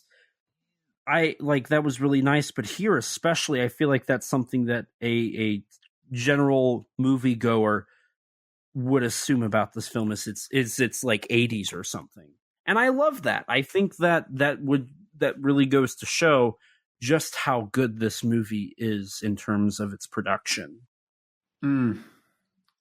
Yeah, I mean, once again, like with 100 Monsters, this movie visually it's not a realistic looking movie, but there's no effects in this film that really take you out of the experience. Right. I'm trying to figure out how to explain it. So I think one of the beautiful things about yokai is their kooky nature. You know, the Kappa, which is our main character of this movie, their favorite thing is to eat cucumbers. Right. You know, that's a very out of field thing. And if they eat people, they go for the butt first. You know, that's an example of what many people would, I don't think it's that weird, but that's what many people would consider that as a weird thing, right? Right. Yeah. And so the idea of a yokai in general is strange. I mean, it translates to strange beast. So that's something that this film does a great job at, is really honing in on the strange kookiness of it and embracing it, and not, smiling at the camera, winking and being like, yeah, we know that this is stupid. It just full on embraces it. And that's a very important aspect of this film, is just how much it embraces, especially with its huge disconnect from the previous film. Because they're in the same series, but they're not direct sequels. Right. I mean, it's like DiManna, where it's essentially an anthology. Stories, just the connective tissue are the monsters themselves. Right. And with that being the connective tissue, they really, despite it not, I mean, it looks similar, but it feels different. 100 Monsters definitely is a Jedi Geki film. This one feels more like a 80s horror movie, I mean, that's something I appreciated about this film, was it felt more original than 100 Monsters, because 100 Monsters was essentially telling that pretty standard Jedi Geki oppression story that you see in all three of the DiManna films. Right, or Zatoichi. I remember calling back to Zatoichi a lot in that recording. Right. Now, you say that, but if I remember correctly, and perhaps you know a little bit more, I think this film is actually an adaptation of a story by what's his name? Shigeru Mizuki? Mizuki, yes. Yeah, not really. I don't think it's that he did make a Yokai Daisenso story in 1966 for Gegege no Kitaro, but this film and that story really have no similarity. That's not entirely true. There is a similarity in our antagonist. Yeah, I was going to say, if I remember right, isn't it an American thing in that story? Yeah, it's Western monsters. In Mizuki's story, some of the villains are the Western invading monsters. Dracula, the Frankenstein's monster, the Wolfman, a witch, all appear in the story. Which is very interesting. Yeah. And we're going to talk about all that. I don't know when do you want to talk about that now? Do you want Well, we can talk about it now, because I think it's also worth noting that Shigeru Mizuki, for some context, he had served in the war, got injured in the war, and a lot of his stories were very anti-war. But from the little bit of reading on this story that I looked into, from what I understand, it almost sounded a little bit nationalistic, and the source I was reading on it did kind of suggest that it was a bit more of a more national propaganda story, because yokai themselves in many cases have been used as these sorts of, to essentially, yokai have been used as caricatures in the past for foreigners, essentially. There's artwork from hundreds of years ago from the Muromachi period and other periods representing where yokai are used to ridicule Chinese soldiers, essentially. In the Meiji era in particular, once Japan got their first major victory against the Chinese army, they did that specifically in artwork to ridicule Chinese soldiers. Right. It's also worthy of note that yokai in Japan often are used similar to how like we have national birds of in America we have like each state has their own national bird. The United States has the bald eagle. Yokai are treated the same way in Japan. Each town has like a yokai for their town. Yokai were used as a promotional thing. Yokai were used for each individual town. They had their own yokai. Right. I mean, the thing with yokai as mascots is that something that Mizuki himself is in large part responsible for. Yeah, from what I understand. Yeah. There's a couple legends of yokai that like they can't really trace the true origins, but they know that they date back to like merchants using them as like promotional stuff. And in some regards, they suggest that those could be the origins of the yokai, which was they were used as promotion and they've just stuck around. So yokai are they are such an interesting group of characters because of that. You know, they are promotional. They're used for promotion. They're used for representation. And, you know, that story specifically, I don't know the exact details, but I do know that it's an American, you know, it's basically the yokai have to fight against America. In this film, they straight up say we need to get all of the Japanese yokai to fight this foreigner. Right. And what's interesting as well is when you consider it, again, the Mizuki manga this film isn't an adaptation of that from what I understand. But it is interesting in that context of Daimon being this Western monster against all the Japanese yokai, and then considering the yokai Daisenso story, which first off is based on the Japanese folktale of Momotaro, which is essentially a story of a young boy leading a band of animals to rescue an island from demons that infest it, which had been repeatedly adapted during World War II for Japanese propaganda. That makes sense because the Japanese had so many islands in the Pacific. And then, remember, this manga was written in 1966 and published in 1966.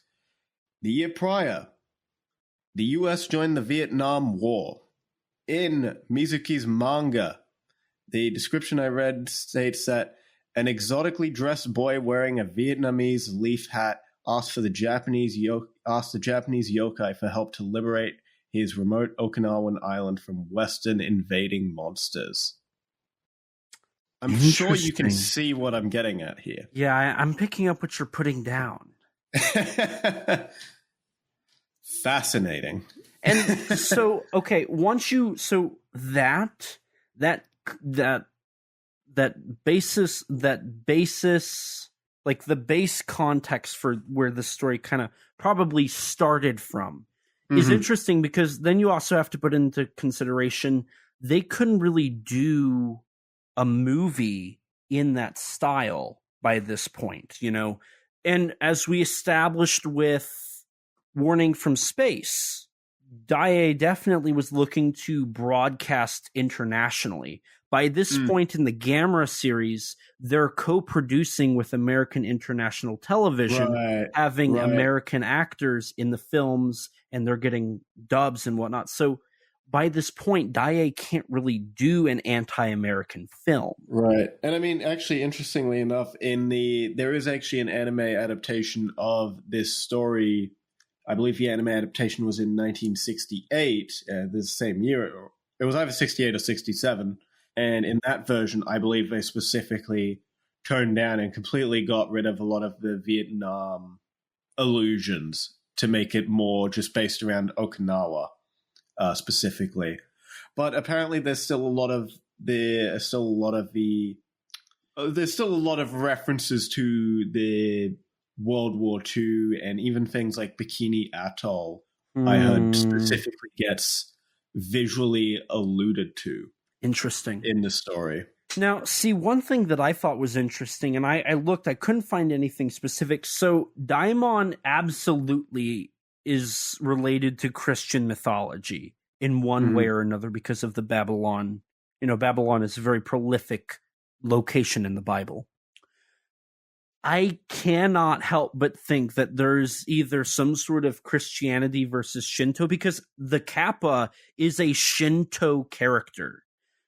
The Kappa in Shinto belief is a water god. He's not just a yokai. He's a kami. He's a water god. So, you also have that scene with the monk as well. That's true. That's very true. There is that whole scene in where the monk is trying to fight off Daimon and then gets killed. All of that, there has to be some sort of Christianity, trying, it's similar to the whole idea of coming in, trying to liberate the Japanese into Christianity, and then the traditional Japanese beliefs fighting back against that.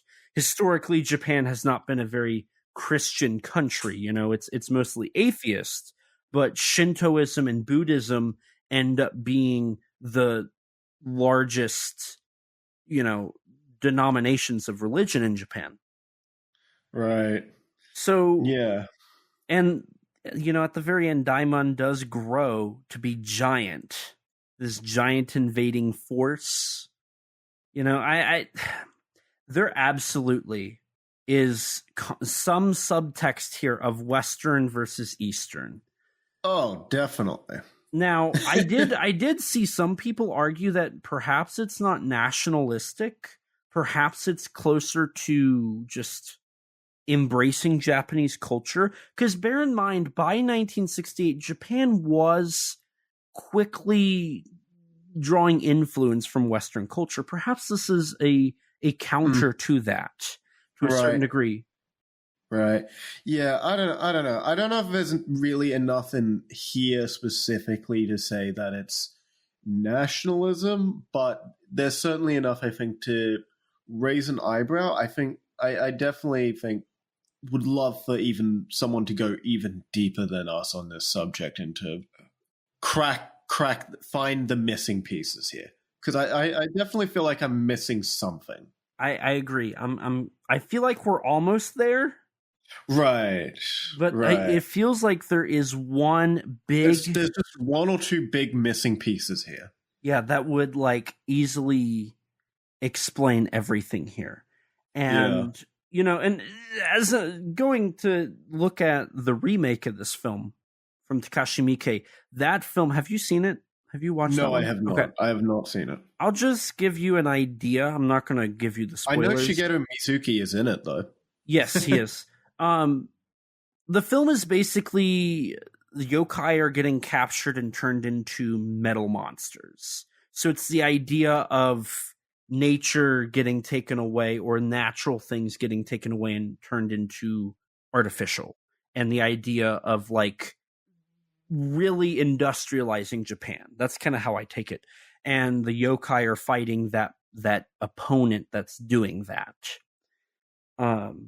So it's completely different, which is, again, interesting because as time goes on, Japan and America become closer.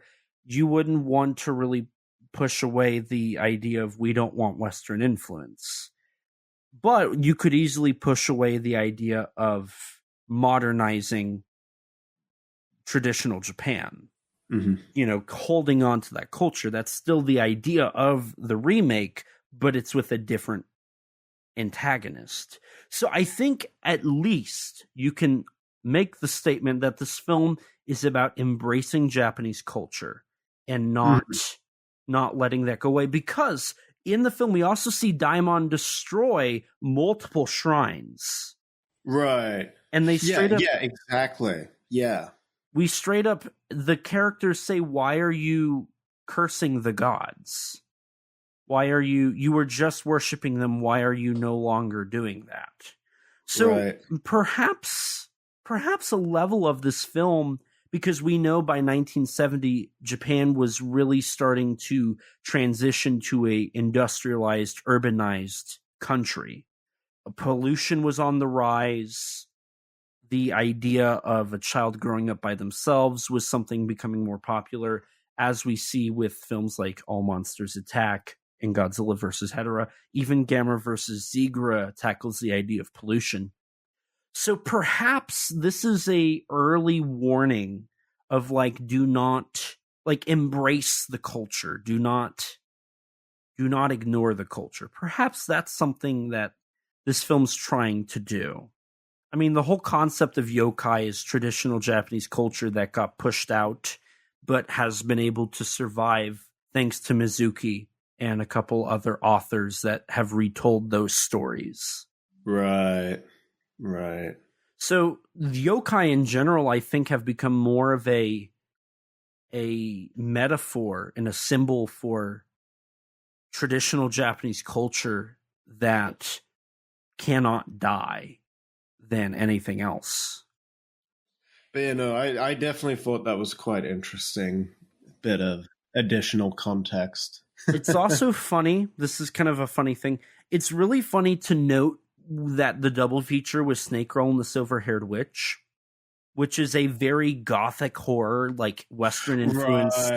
Right. Yes, exactly. But I also propose this idea.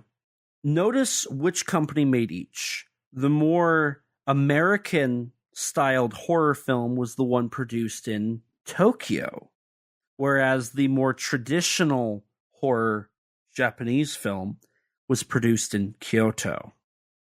Perhaps, I mean, I think we can all agree that Tokyo is easily the most modern city, no matter what time you look at it. Right. I mean, Kyoto's known for being a lot more like traditional Japan, essentially. So I think countryside-ish. Is it Osaka or is it Kyoto that's where like a lot of businessmen go? I feel like it's Kyoto. I could be wrong. I don't entirely remember, but I know, like, from people I know who've gone to Japan, like visited Japan, Kyoto is a very, very beautiful place if you want to see that more traditional side of Japan. Obviously, Osaka is a bit more traditional compared to Tokyo, but from what I understand, if you're looking for that specifically, Kyoto is one of those places you go. Yeah. So that definitely probably has something to do with the film. You know, the fact that these two were produced in Kyoto and Tokyo, the one that's more Western from Tokyo, the one that's more traditional is Kyoto. It's also important to note that I think the director of this film was a lot older than Noriaki Uwasa, who didn't even go to war or like really experience the war outside of what he heard. Perhaps that's a whole nother thing. Perhaps it's the idea of like, you know, by 1968 we were, if you look at the horror films, you know, Snake Girl and the Silver-Haired Witch is more Western. Gokei, Body Snatcher from Hell, is a vampiric monster. Giant monster movies were trying to appeal more to American audiences as much as they were Japanese audiences. Perhaps part of this is as well is just the whole fact that Dai Kyoto seemingly is the only area of monster movies by this point that are not appealing to Western audiences, because Daimajin 1 through 3 are very much Japanese films, right? Yeah. Granted, the third one, I believe it was, did end up getting some of that, you know, Export Association funding. But we also know that the companies that utilized that funding just exploited that for needless films that didn't even get exported. Right. It's also important to note the third film didn't even get made. That's true. It's also important to note that the third film didn't even get exported, unlike the first two. The first two did, The third one did not. That was the one that got the money. So perhaps that's a part of it as well, is just the fact that Daikyu was, and I mean, they were known for making Jidaigeki Edo period Japanese dramas and action films. Zatoichi, Rashomon, Gate of Hell, Ugetsu. All of that was from Daikyu, and those are all more traditional Japanese stories based in feudal Japan, such as these yokai films are, in contrast to the Dai Tokyo, like modern day futuristic films, like Gamera versus Viras, that has like the atomic submarine that's like really small and can go really deep and move around fast, stuff like that. So I think that as well is some important context, is just looking at who made it and what they were doing at the time and what they were known for. Yeah. But with all that context given, I feel like it's about time we probably get back into the film itself. Yeah, speaking of like getting back into it and the Japanese, Western going into Japanese, that's actually where we are in the film, as a boat in the ocean gets capsized, correct? Yeah, it gets capsized by the storm that Daimon creates. And then we cut to Japan, which, okay, I'm just going to be honest with you. I think it's a little wonky how they explain Daimon getting to Japan. It just kind of happens. Like, they don't... I mean, I'm willing to accept it. I don't know why Daimon goes to Japan, but I'm willing to just let that slide, honestly. Fair. I know in my notes I was like, why is he going to, like, what's his goal here? What's he trying to do? How does he actually? Had the question. how exactly does he get to Japan? Because he capsizes the boat. I mean, he's flying through the sky and he has that storm. So. Oh, that's true. But why does he go to Japan? Who knows? He like flies over at least two or three. He at least flies over 2 or 3 countries, going from Babylon to Japan. Right. Like, he definitely goes over Korea and China. Yeah, I don't really get it. It is what it is.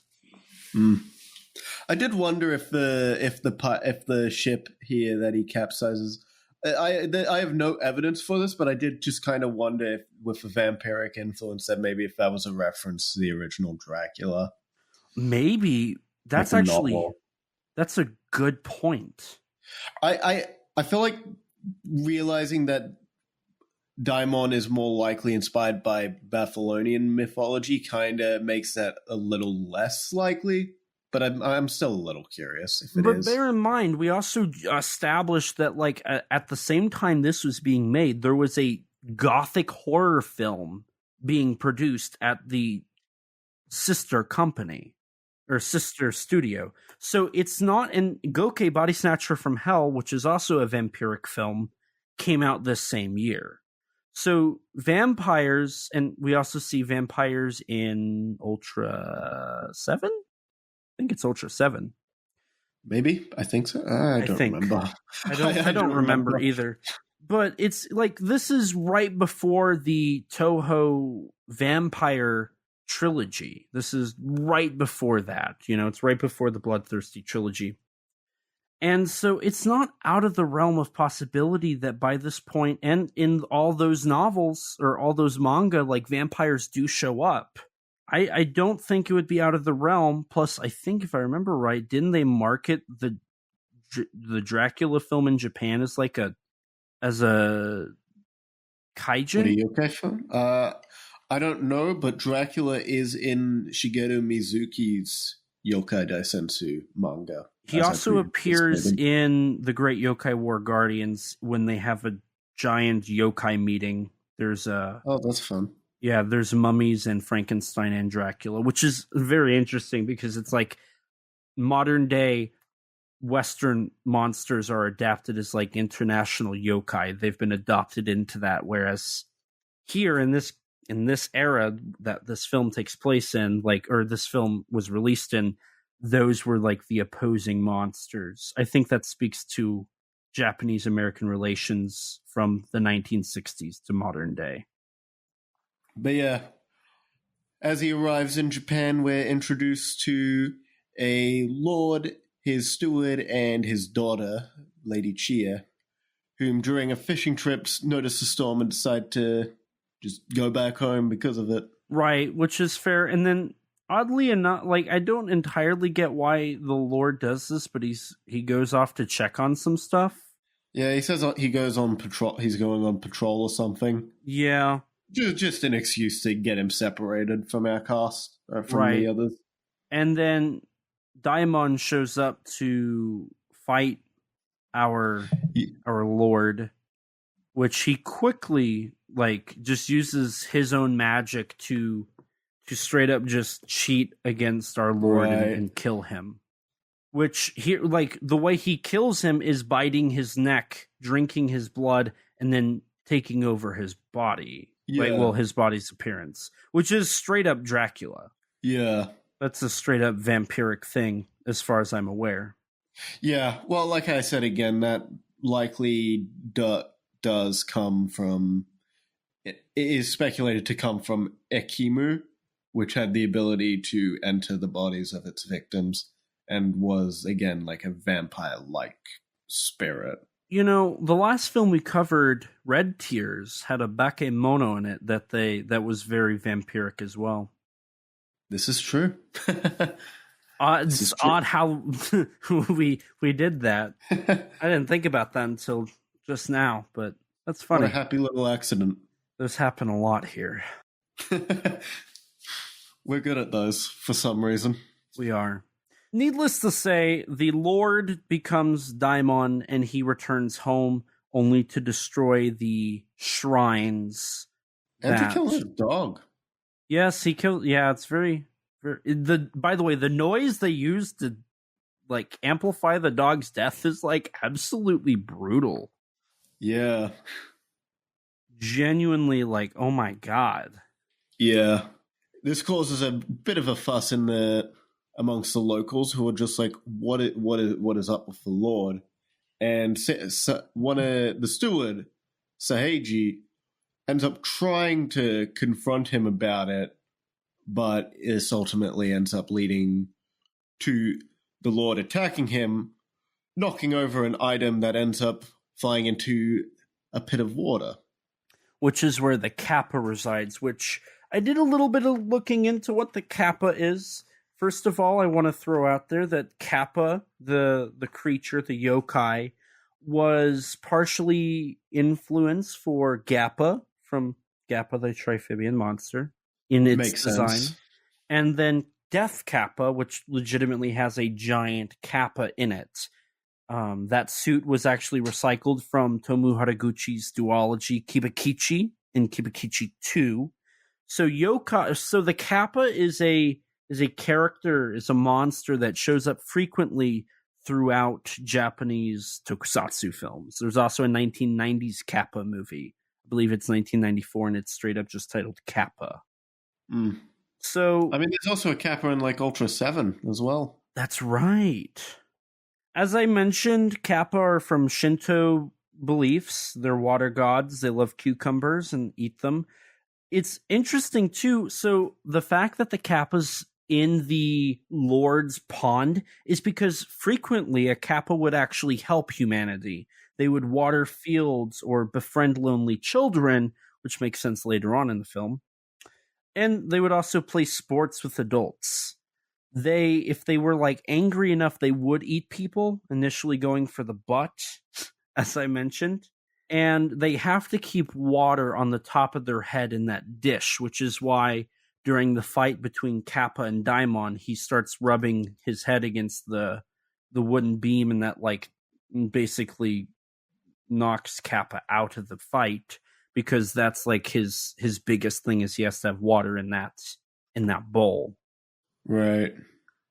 And Kappa seemingly is our main character. One of the biggest changes from 100 Monsters to Spook Warfare is instead of having humans be our main characters, they do have the yokai talk, interact, and have the arcs in this film.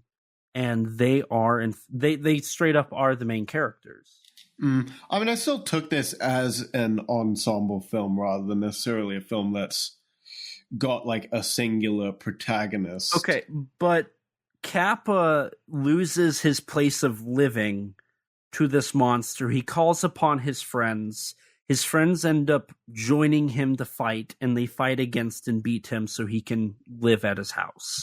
Sure, like, you're not necessarily wrong for thinking that. I didn't feel like the Kappa I didn't feel like there was any specific protagonist here, but the Kappa definitely does get more focus than even like the top billed actress or the second billed actress who was introduced in this film. She gets like barely any screen time by comparison. Right, exactly. And then even who you think would be the lead character, San Pachiro, as well, probably gets less screen time than the Kappa, in all honesty. He definitely does. Absolutely. Now, before we go off the rails again, during the debacle between the Lord and his... What's his relationship again? What is, like, steward? His steward. Or servant? His whatever. Servant, steward, whatever. So, the Lord ends up killing him, and then Daimon takes over his body as well. Again, very Dracula-esque, very vampiric. And that's the beginning of the spread of Daimon. Because that's the thing, is Daimon can feed on people and take over their bodies, and he can reproduce himself, and he would eventually take over everything, right? Like that's the implications here. Is he very well could take over the entire world if he wanted to. Right, and having witnessed all this and being able to see that the Lord is in fact this demon, the Kappa ends up challenging Daimon. In a very comedic, it's very yokai, a very comedic fight where Kappa really talks himself up and then tries to fight only to fail miserably. Right. Yeah. I mean, it's a comedic scene, but the moment where he does where he's bashing the Kappa's head against the pole, the way the fire is almost like, wow, it's almost not comedic. It's almost just upsetting. Yeah, almost, I guess. Yeah. Yeah. I think this film does a great job at making you feel for the yokai, especially Kappa. They do a great job at giving them enough emotions, feelings, and thoughts that when you do see Daimon absolutely beat up Kappa, you feel bad because Kappa stood no chance, and he's literally just fighting to have his home. And I think it does a great job at villainizing Daimon, not only with the humans but with the yokai, which gives them the reason to put up a fight against him. Right.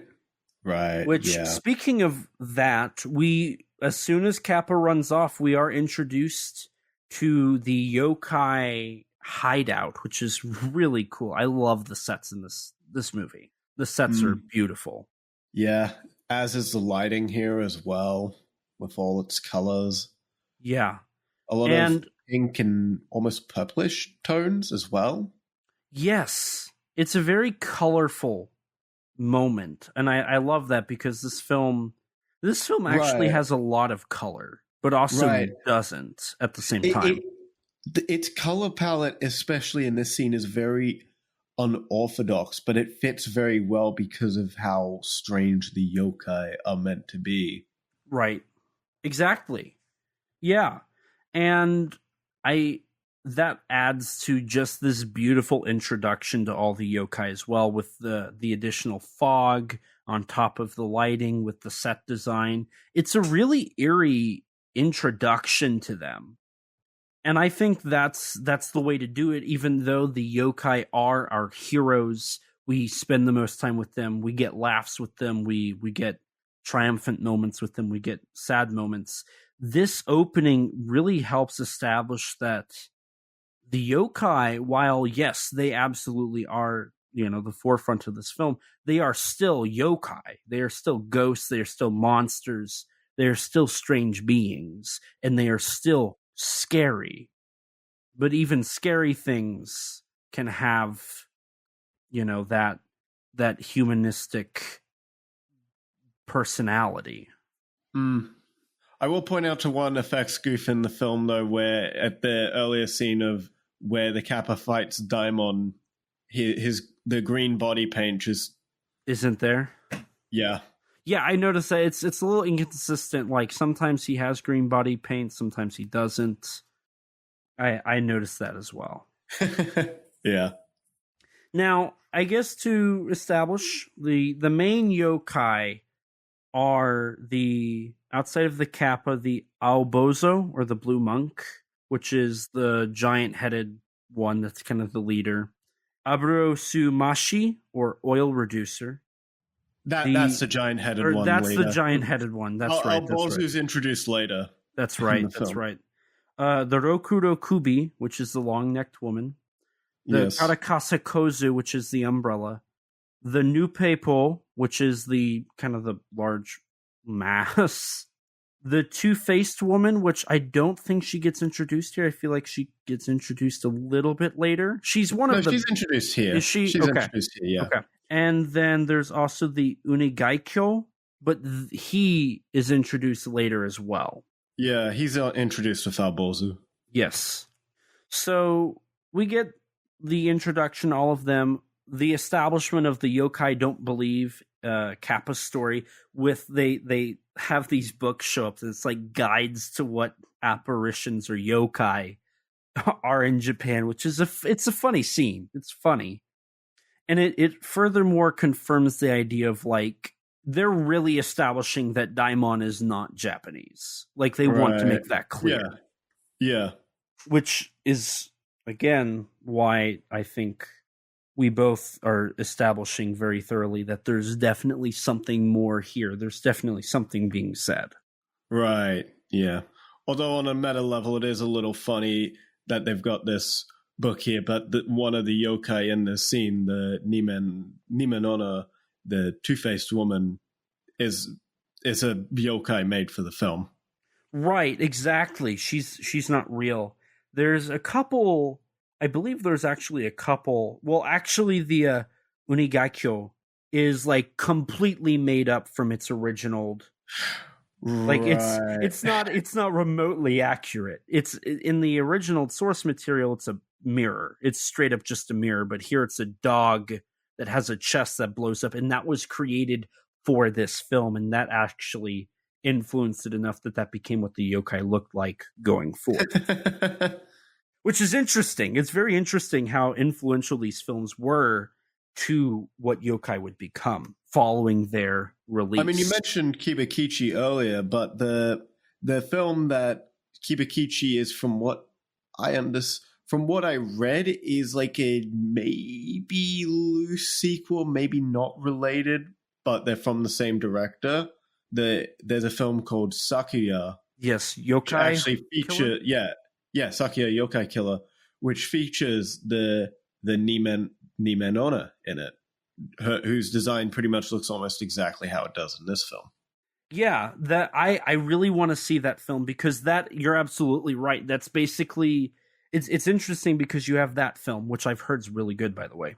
Then you have Kibakichi, and then you have Kibakichi 2, and then you have Death Kappa. It's kind of funny that's how they, I would argue probably gradually get worse, but that's the development of that yokai subseries, right? Right. All from Tomu Haraguchi. That's all his work. I don't know if he did anything including yokai other than that. Oh, the Kappa did appear in a TV series called The Great Horror Family. I forgot about that. It does show up in there as well. I haven't seen that, but that's I I believe that's a story that's about yokai and Western monsters like intertwining with this family, I believe. So that's all very interesting. That subtle yokai boom, I guess, of the late 90s, early 2000s is an interesting series of events. But yeah, following this, we cut back to our human characters where we see Daimon essentially starting to prey on some of the women of the village with one of Chie's maids specifically becoming a victim to Daimon in this sequence. Yeah, which I'm kind of surprised they didn't have her come back as a Daimon servant, or like I thought that's what it was going to be, but I also found it weird that she seemingly got possessed as well, like without Daimon having like fed on her or anything. Yeah, the one thing I will say about Daimon is he does have that power of plot convenience. You know, he can make the Lord's sword break and also bring a storm upon the earth to, you know, capsize the boat. He can possess any body. He kills them by drinking their blood. He can grow like 7 times his actual size. Yeah. He can fly. I don't think that stuff is terribly egregious in the film. But... It makes sense, but it's still a thing where it's like, okay, this guy literally can pull anything out of his butt and do it. Right. Yeah, exactly. But again, he is a ghost, so it's like, well... Yeah. You can't, that's not really a fault. You can be like, man, I hate the fact that this supernatural thing can do supernatural things. Yeah, exactly. And it's not as egregious as like something like the Cloverfield paradox where things literally just happen because the script demands it. Right. In here, I think it feels more like, oh crap, this thing, like it can literally shift its matter so that Kappa can run straight through it, right? It can fly, it can grow, it can stop things in midair. Like it is a super powerful Mesopotamian god, like Gozer the Gozerian from Ghostbusters, you know? And that's what Gozer was too, right? You know, in Ghostbusters, like literally it can become whatever you think. And they imagine the Stay Puft Marshmallow Man. And then he steps on a church in Bill Murray's town, and then Bill Murray says, "Nobody steps on a church in my town." I love Ghostbusters. I can tell. But yeah, no, it works. It falls in line with what you would expect, especially when they're trying to hype Daimon up as like this big bad, you know. He's the Thanos of the yokai. He's the Gozer of the yokai. He's whatever you want to call him. Like that's what he is. Right. But yeah. Following Shinobu's disappearance, which is actually witnessed by Shinpachiro, and then the sudden discovery of her corpse, Shinpachiro ends up contacting a monk, which is actually his uncle, and the monk confirms his suspicions that not only is something wrong with the Lord, but he's been killed and replaced by a Daimon, of course. Right. And actually, one thing that's really cool about Daimon that the yokai do is they refer to him as a bakemono. Did you pick up on that? I did hear that once or twice, yeah. I thought that was really cool, especially, you know, I brought up Red Tears and how that has a vampiric monster that they call bakemono, because it also shapeshifts and whatnot. So perhaps Daimon would absolutely fall into a classification of a bakemono instead of a yokai, which there's a difference, but also not, you know. Mm. But, you know, I don't want to detract from what we're about to get, because earlier we talked about the pre-sequence. And the whole pre-sequence, starting here with, our human main character being told what to do, is kind of unsettling. Yeah, I mean, the priest ends up giving him 3 candles and a protective charm, as well as a bow to use to fight and ward off the demon, essentially. Right, which the papers, or the candles in the paper, kind of reminded me of Qui-Gon, which they like write, or no, it's not Qui-Gon. I think it's a different anthology series. It might be 10 Nights of Dreams. That sounds right. Or it's Dark Tales in Tokyo. It's one of those two. They're both like Japanese horror anthology movies from the mid-2000s. There was like 200 of them. Yeah. But in the story, they have to write these pieces of paper out and stick them on the house to prevent the ghosts from going in. And instead here it's to prevent Daimon from getting out. Right. I mean, that's just a Japanese cultural aspect that you'll see in various things. Like Garo has that with its Makai priests. I love that stuff. I love Shinto ghost stuff. I think that's so cool. If I did a ghost movie, I absolutely would draw more influence from Japanese culture than I probably should. Well, actually, talking and speaking about the whole pre-sequence, so as our main character is setting up the candles, we get this ceremony that the monk is performing. And he's chanting Onikiri Kibasara Baten, which do you know what that means? No. Okay, I don't either. The subtitles don't translate it, unfortunately. I wish they did. But I love just how horrifying this sequence is. Because so we're basically cutting from 3 different things. We're cutting from Daimon and his servant interacting. We're cutting to our main human character setting up the candles and what they're doing, and we have the monk.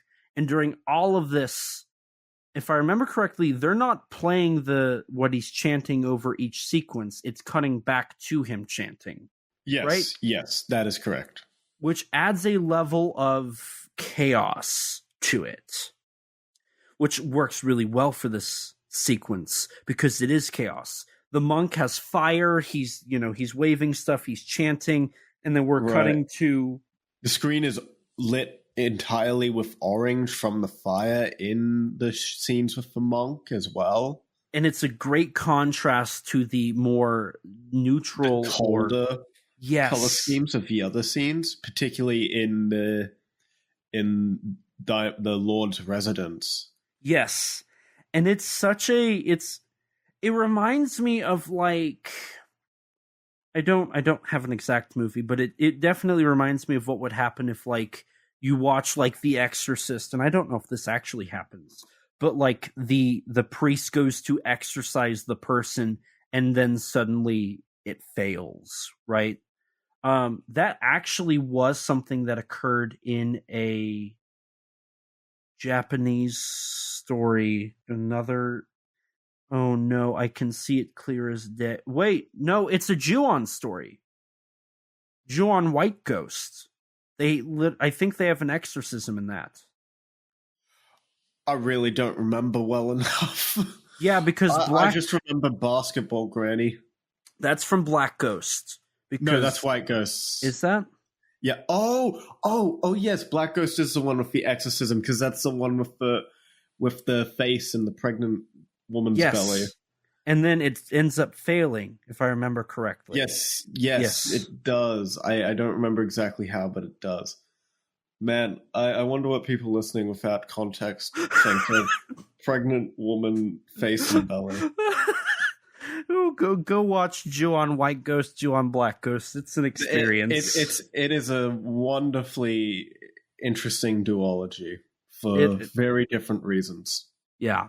But no, I love, I love stories like this where it's like you get that exorcist, right? You have the priest there. He's going to save the day, and then nothing. It fails, And that's, I love the idea of like faith. You have the faith that this will go through, and then, whatever the powers may be don't work. And it could be for a multitude of reasons. For this one specifically, it's the idea. And this scene, I really think, goes into it more than we're really putting it on as, is Daimon is not a Shinto, because I believe this is Shinto. I don't think this is Buddhism. I think this is Shintoism, what we're seeing here. Daimon I don't know the specific what specifically distinguishes them. I wouldn't know. I think, Shintoism's like a whole thing built around the world and like kami and whatnot, and Buddhism is more enlightenment and whatnot, and achieving enlightenment by going through the 7 steps of enlightenment or something like that. It's been a long time since I've done research on Buddhism. But nonetheless, I could have sworn the subtitles mentioned that he was a Buddhist monk rather than a Shinto monk, but I could be misremembering. I think you are right there, because they do say you have to go see a Buddhist monk at one point. Yeah. But that was a little different, because he doesn't go see a Buddhist monk, or does he? The uncle is the monk. That's right. But he says that you have to go see a Buddhist monk. He tells him that he's going to have to go somewhere else for that answer or something. Well, I thought it was that you'd have to find one, but it's like in the story, it's like, luckily he is that. Gotcha. That makes sense. Yeah. So I guess Buddhism. Okay. So it's the idea here that they believe like they have everything they need to fight Daimon. And they have faith in it. That's what they believe, right? And so they follow through with it, and it ends up not working. And perhaps that's something that has to do with maybe it's the fear, because this scene is meant to be a fearful sequence of Christianity or that Western influence killing traditional Japanese culture. Perhaps that's what the context, the metatextual metaphors here is supposed to be, is the fear of, oh, our beliefs aren't working. What do we do? Following the priest's death at the end of this scene, however, it was, we didn't mention this, but during the sequence whilst Daimon and Saheiji they're discussing about how the Lord wants to start sacrificing the children, specifically. Yes. Doesn't he say women and children? Doesn't he kind of clarify that? I want to say it was specifically the children in this scene he was talking about. And so in the following scene, Saheiji and some of his troops end up killing some parents and hunting the children for the Lord, essentially. Yeah, and these children run off into the yokai's shrine. Yeah, and end up scaring the Kappa and encountering all the yokai, which we leads to convincing them about Daimon's existence. Right. We also get a cool moment here where all the yokai appear with the spotlight going on them, which I brought up earlier. I love that. I love that little theatrical moment. And from here, we do get some classic yokai scaring, but this is also the introduction to the 2 yokai, Aobozu and Unegaikyo, which in the original yokai stories, Unegaikyo is just a haunted mirror that shows demons and monsters. It's actually inspired by a Chinese mythological item, Shomakyo, which translates to demon revealing mirror. And it could reveal monsters disguised as humans, which is what it does here. Like that's how they find out where Daimon is and which is the real Daimon is using the mirror of the Unigaikyo. So there's that little, Japanese like Eastern power triumphing over Western power a little bit there with traditional like stuff, and even more so because Chinese mythology and Chinese culture is the basis for Japanese culture. So it goes even back further from just Japanese culture alone. It's straight up just Asian Eastern culture from China and Japan.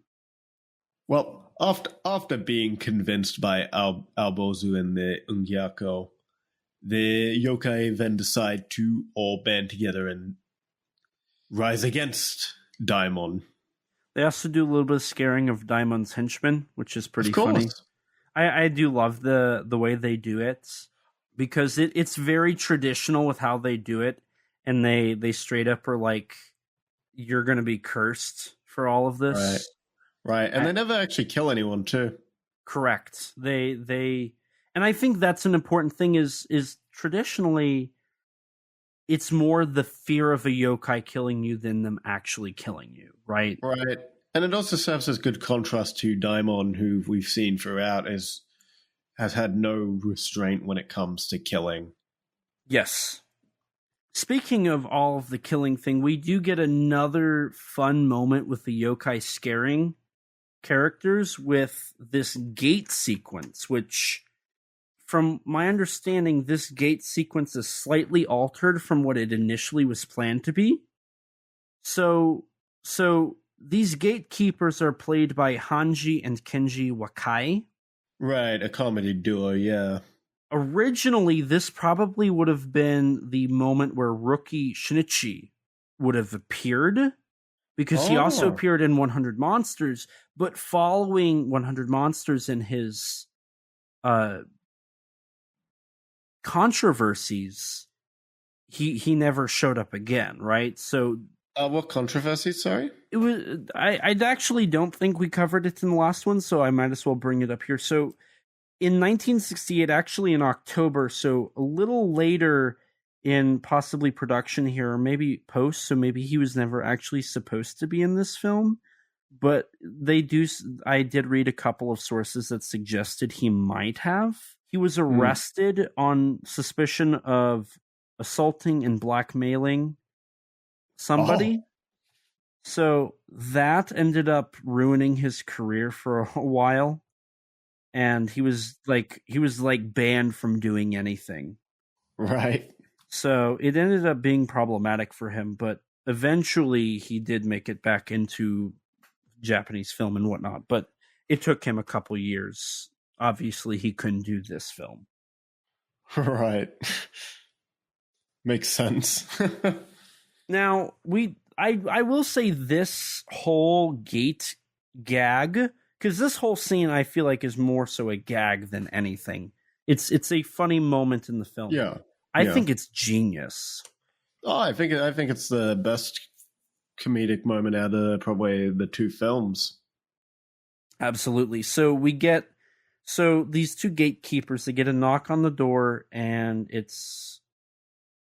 they're trying to like double as the actual people out searching for the children, correct?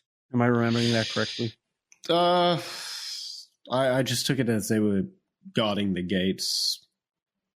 I didn't think too much beyond that. They were guards for the gates. I didn't think No. The yokai, they're doubling as the people. Oh, right. Yeah. Yes. So they're let in, and the gag is the two-faced woman is in the what is that called that they carry? I don't know what it is called.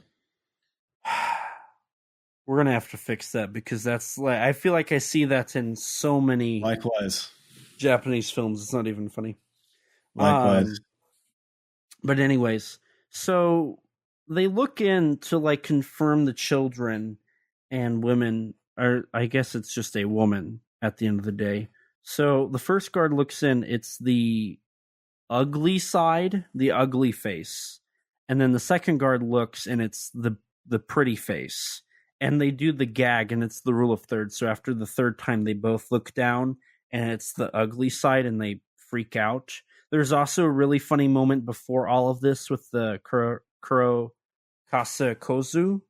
Did I say that right? Oh my god. Oh, Karakasa Kozo, yeah. Yes, where he kind of spooks them. It's a really funny sequence. I love it. I think it's such a good moment. Right. Yeah, no, this bit is a lot of fun. This is, yeah. And from here we get, so they're actually breaking in to save the children, which I think's a really, it goes, I mean, the Kappa is literally known to befriend lonely children. The yokai aren't necessarily bad. They can be good. And so they literally come in to save the children, and then they double as the children. Yeah. Which then Daimon grabs one to eat, and this is where it's revealed that it's actually the long-necked woman. In the beginning of what I would say is a kind of lacking sequence, personally. Because she starts to wrap around him, right? Yeah. And like, it's like, okay, you're not gonna do anything by wrapping around him. And then like all the yokai appear, and it's kind of a pretty lame fight, all things considered. Yeah, the yokai action here, I think it's okay. I think it's okay. Nothing terribly special going on in the choreography for this sequence. And perhaps it's the production, like the lack of being able to do a lot with the suits. I don't know, but I'd imagine so.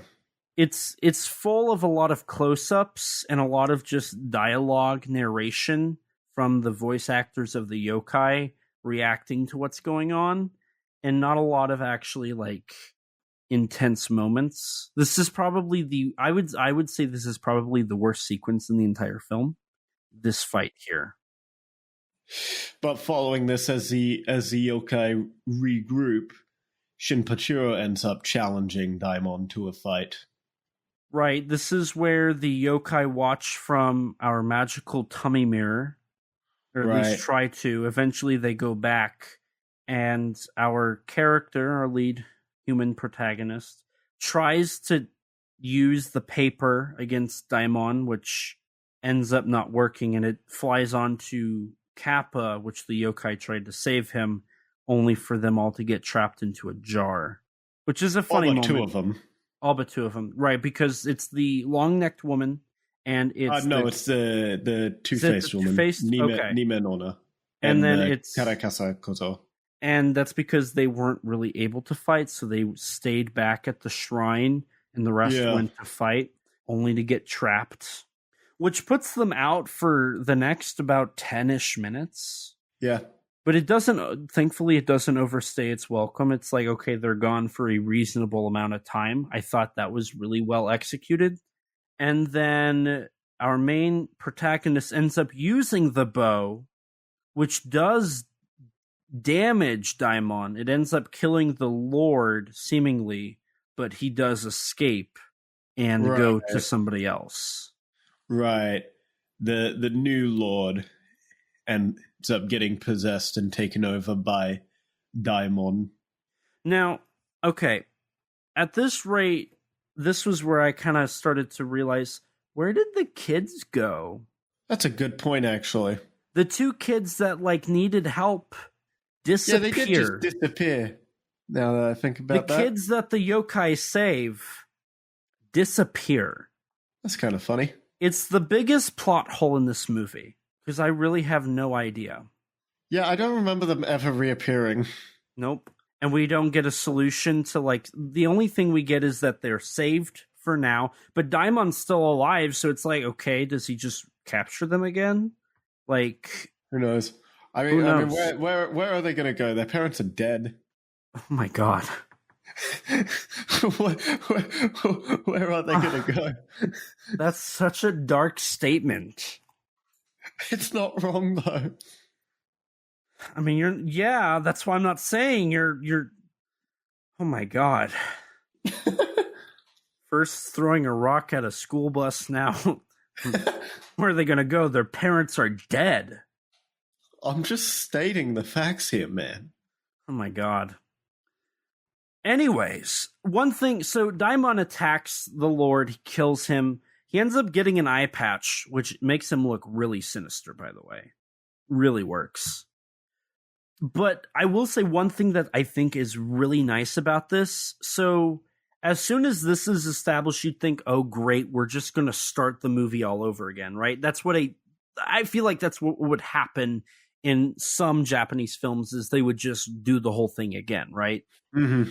Oh no, the Lord has died. Daimon's still alive. What's going to happen? Oh, the new Lord is now dead and Daimon is now him. Great, now they have to rediscover that and they have to go through the whole thing again. This film does not do that. And that is easily one of the best decisions they could have made.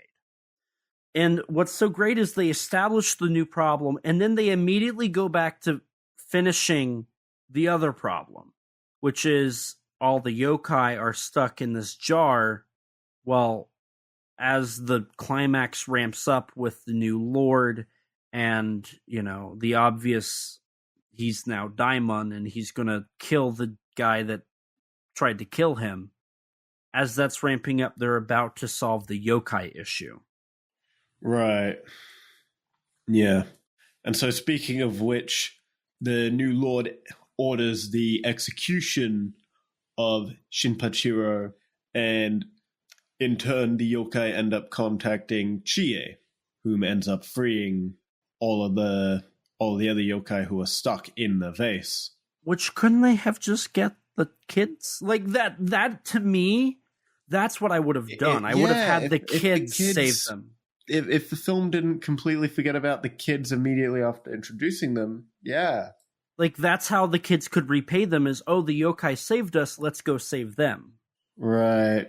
Plus, it's obvious. No, it's very bizarre with the children now that you mention it. That they just disappear. Like, I almost completely missed it just because of how...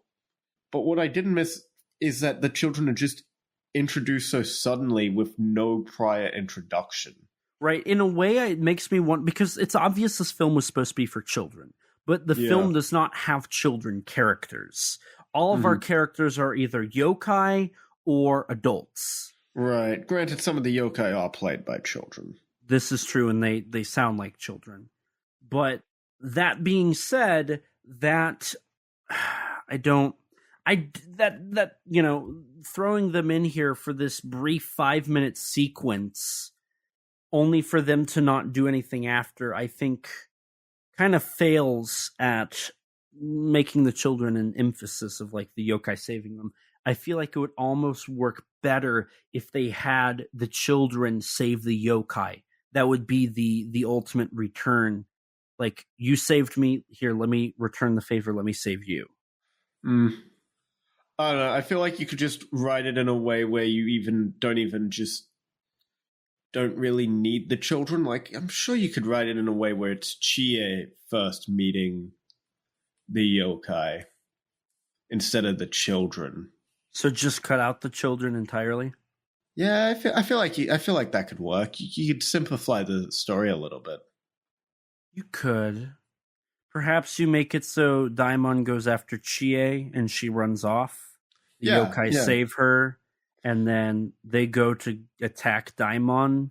Right. I mean, I was honestly a little surprised Daimon never ordered her execution, in all honesty. Yeah, that was a weird thing, because she does try to save our main human character when the new Lord comes in. Right. And then that would add more dramatic tension to that as well. Yeah, intertwining her a little bit more with... Because she is a little detached from everything.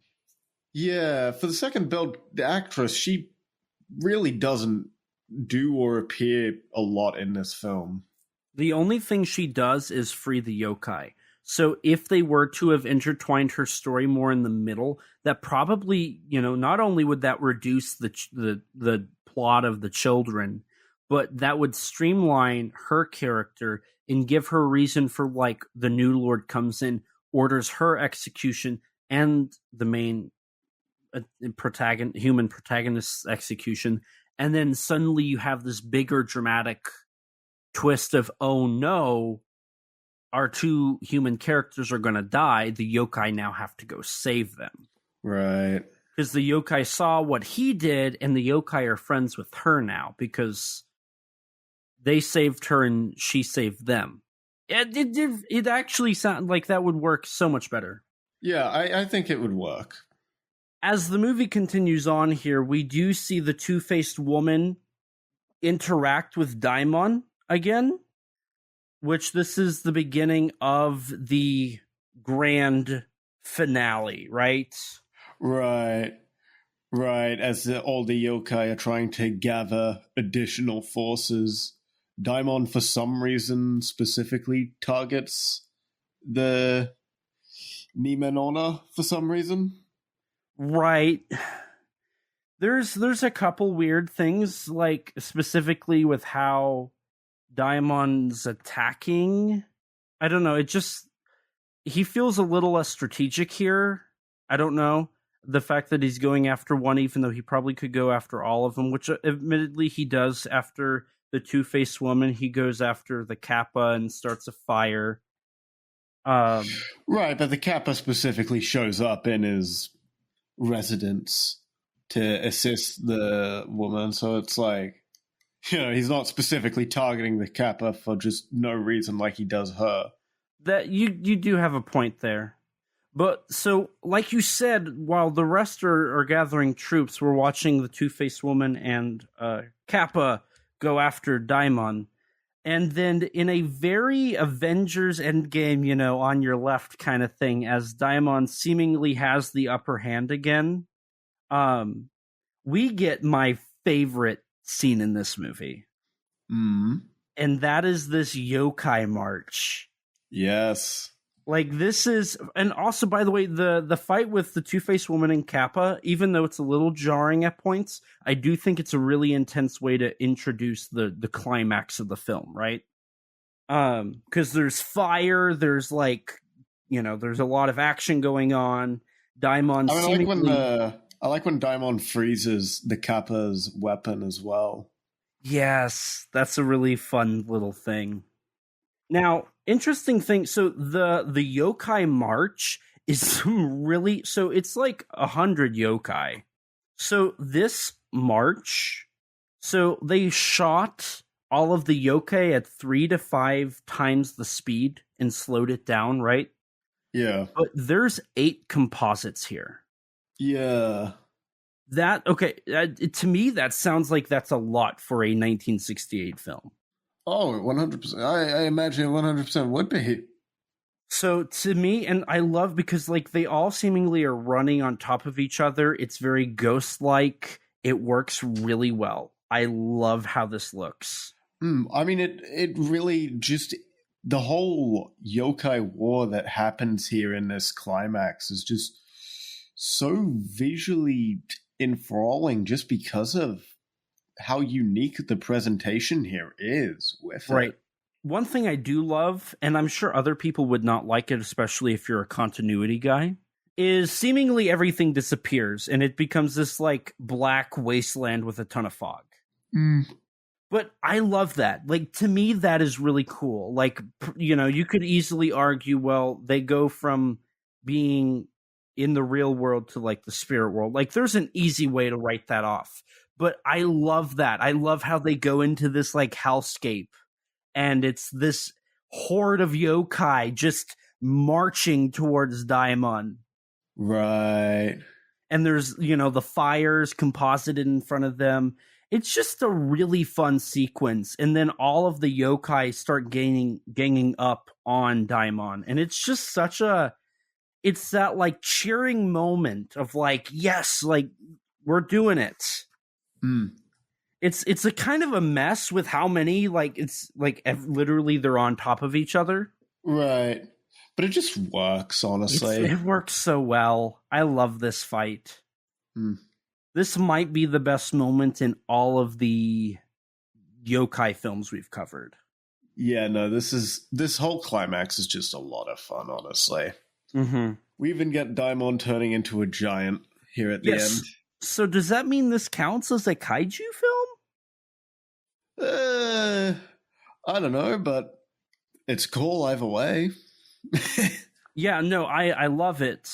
It's really cool. I just think that technically Spook Warfare is a kaiju film, just like how Great Yokai War Guardians is because of Daimajin and Yokaiju. Now, maybe Daimon is technically more kaiju than he is a yokai. Oh, you got a point there. You got a point. One thing I also have to point out is how theatrical the whole fight feels. Like, as we talk about, like, it looks like a kabuki play with how dramatic all of the motions are. It looks really kabuki-esque, and I think that also helps it. Right. Yeah. Eventually they defeat Daimon after stabbing the main Daimon body within its remaining eye. Right, and we forgot to establish this earlier, but the eye is the one spot where Daimon is weak. Yeah. They, like, absolutely destroy his left eye, too. Like, it's like 4 people stab the eye. Yeah. They have had enough of him, and it's hilarious. Yeah. He escapes, and the yokai just... Who escapes? Daimon. Did he? I thought they killed him. He just flies off. Oh, I forgot they do pull a Ghidorah on us. Yeah. Do you think they wanted to bring him back, or do you think they just did that for the sake of doing that? Like, you can't kill the apparitions. Yeah, that's just how I took it. Like, he's a demon. That's fair. You can send him to hell or whatnot, but I don't know if you can really kill a demon permanently. Maybe you can. Some fictional universes you can. Some you can't. There is an anime called Demon Slayer. That is true, but I don't watch that. My demon lore comes from Supernatural, where they just go to hell or something. I don't remember. Yeah, my demon knowledge goes to Ghostbusters. I see. Makes sense. And so, actually, a cool thing about the whole surrounding. So, as soon as they win, we get this nice wide shot of them on the set, and it goes from they fade out. It's a composite fade out into a different shot of the stage where the spotlight then shuts off and all the backlighting returns. Right. And then we see the dead bodies of the 2 lords, right? Yeah, the Lord and Saheji, the servant. And from there we get another yokai parade. It's just like the first movie. It ends in a yokai parade. Like I said, that's the staple of these, is that yokai parade. This one I prefer a lot more just because of how triumphant it is. Mm. And I also love how they're going into the mountains and not just the sky. Yeah. And that is the end of the Great Yokai War. Or Spook Warfare. Yes. Did you know this film got a manga adaptation? I thought it was the 2005 film. Nope. This one also got a manga adaptation in the 70s. Makes sense. I know the first film got one. So, okay. All we have... I don't have any more notes on the film. Do you have any other notes? No, I do not. So do you want to... We've got our rankings now. We're going to have to do 2 separate ones. We've got our yokai ranking, and we've got our October month ranking. I mean, we could just do them in one. They both include both yokai films we've done. This is true. And then we have cast and crew, and then we're done. So how do you want to do cast and crew first? Do you want to finish up our final thoughts, do cast and crew, then ranking? Yeah, let's do final thoughts, cast crew, ranking. Okay. Do you want to go first?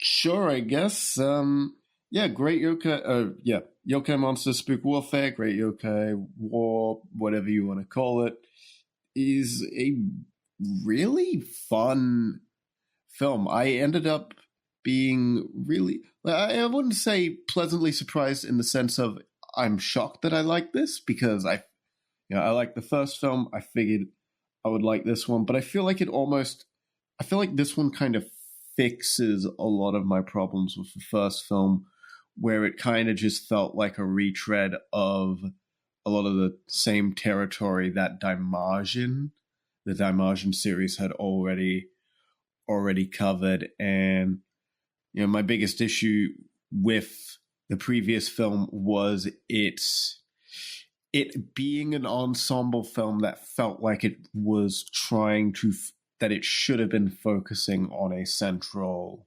protagonist. Whereas here, I feel like the additional focus on the yokai, while it still does suffer some of the issues of it's having a little too much of an ensemble cast with the kids, you could, as we previously discussed, you could definitely give more room to the Lady Chie. But aside from small issues like that, I generally think the ensemble cast works better here just because of the balance of human characters and yokai. Though obviously there's still room for improvement, I'm sure. Mm-hmm. Yeah, I would agree, even though I still argue it's not an ensemble. I think there's an obvious main character here. I have a comparison for you. Spook Warfare is to 100 Monsters like Aliens is to Alien.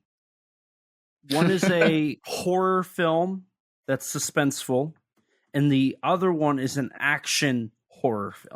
I guess. I guess. You didn't get that? Like, to me, that feels... Because, so the thing is, 100 Monsters is 100% serious. Like, it leans straight into the horror aspect. I wouldn't say it's 100. I wouldn't say it's 100% serious with all the scenes of Karakasa Kozo. But it absolutely takes itself very... Sure, it's more... The tone is a bit more based in the horror, like, you're not wrong. But I wouldn't call it a 100% serious film. But there is, in saying that, there is definitely a bit of a tonal shift here to being definitely a bit lighter, especially with the yokai themselves being some of our main characters. But I love that too. I think that's including making the yokai a main aspect of the film works so well. And I honestly, I really like the idea of this film is a commentary on embracing Japanese culture and keeping it relevant and pushing away foreign influence. I think that's a really cool idea that, to some degree, I think deserves its merits and relevancy and should be taken seriously. I don't know. Depends on how far you go with that idea. Those sorts of ideas can go into some... Okay, so it's like how I would... places depending where you take them. But to me, it's like, okay, yokai... So if we're taking at face value, like, the idea of keeping yokai relevant, I would say stuff like that. It's just like Native Americans. We should absolutely keep their culture, their stories, their mythos alive. Sure, that should still be told. In that sense, yeah, absolutely. Absolutely, yeah. We shouldn't throw that out, or not necessarily throw that out, but we shouldn't push a different, modern influence on that and kind of push it out.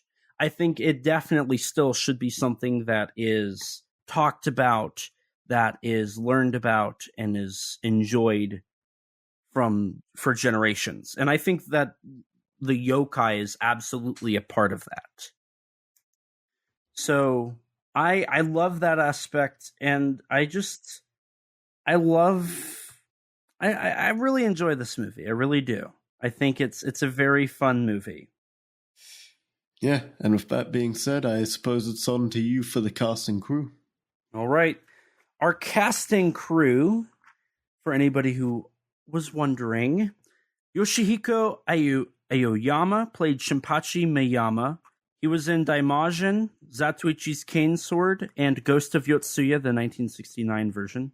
Akane Kawasaki, who played Shay, was in Haunted Castle, Ghost Story, The Edge of the Earth, Comedy Ghost Story Trip, Mirror Man, Space Iron Man, Kyodyne.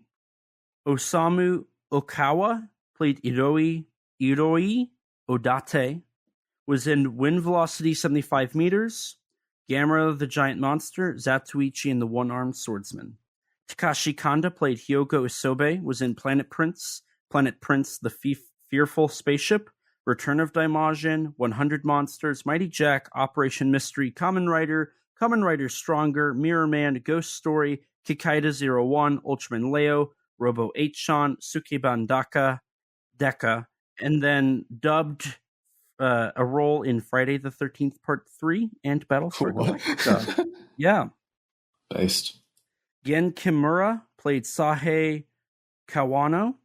He was in The Tale of Zatoichi, New Tale of Zatoichi, Zatoichi on the Road, Fight Zatoichi Fight, Adventures of Zatoichi, Zatoichi's Revenge, Zatoichi and the Doomed Man, Daimajin, Sukeban Deka 2, The Legend of the Iron Masked Girl. Isao Uchida, who played Danchibo, was in Return of Daimajin, The Living Skeleton, Japanese Ghost Story Theater, and the TV version of Submersion of Japan. Hanji and Kenji Wakai played the Gatekeepers. They were in Japanese Masterpiece Ghost Theater. Riki Hashimoto, who was the suit actor for Daimon, was in Daimajin, The Whale God, Return of Daimajin, Wrath of Daimajin, Gamera vs. Viras, and Ghost Story, The Edge of the Earth. Kisayo Tobita played the Kappa voice. He was in the Akira Kurosawa film, Silent Duel.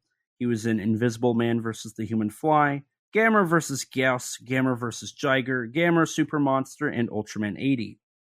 As for your crew, you have Yoshiyuki Kuroda, who was the director. He was an assistant director on Buddha, Ghost on the Tokaido Highway. He directed The Invisible Swordsman. He did special effects for Daimajin, Return of Daimajin, Wrath of Daimajin, 100 Monsters, Mirror Man, and Jumborg Ace. Yahiro Yamato was your producer, who worked on Ghosts on the Tokaido Highway, 100 Monsters, Akado Suzu Suke, Defeat the Skull Gang, and the Thunderman of Black Cloud Valley. Tetsuro Yoshida was your screenwriter, who worked on The Invisible Swordsman, Ghosts on the Tokaido Highway, 100 Monsters, Wrath of Daimajin, Return of Daimajin, Akado Suzunosuke, The Thunderman of Black Cloud Valley, The Demon of Crescent Tower, The One-Legged Demon, Vacuum Slash, and Defeating the Demon Masked Gang. And then Sei Ikano, your composer, was an assistant on Godzilla 54, an assistant on King Kong vs. Godzilla, all, by the way, in the music department, an assistant on Ghidorah, the Three-Headed Monster, Ghost Story, the Peony Lantern, and then an assistant on Godzilla vs. King Ghidorah and Godzilla vs. Mechagodzilla 1993. And that's your cast and crew. Well, with that, I think it's time for our ranking of the month thus far. All right. At number 3, I feel like we're going to agree on number 3. I feel like we're going to agree with only number 3, personally. Interesting. Well, at number 3, I have Red Tears. Likewise. Yeah. At my number 2, I have... Well, actually, I think we should both establish Red Tears is awful. Yeah, it's bad. It's not awful, actually. It's not even terrible. It's just kind of bad. Yeah. It's very forgettable.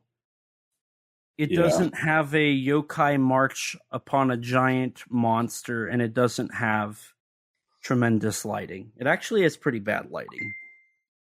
Yeah. It actually has pretty bad lighting. Yeah.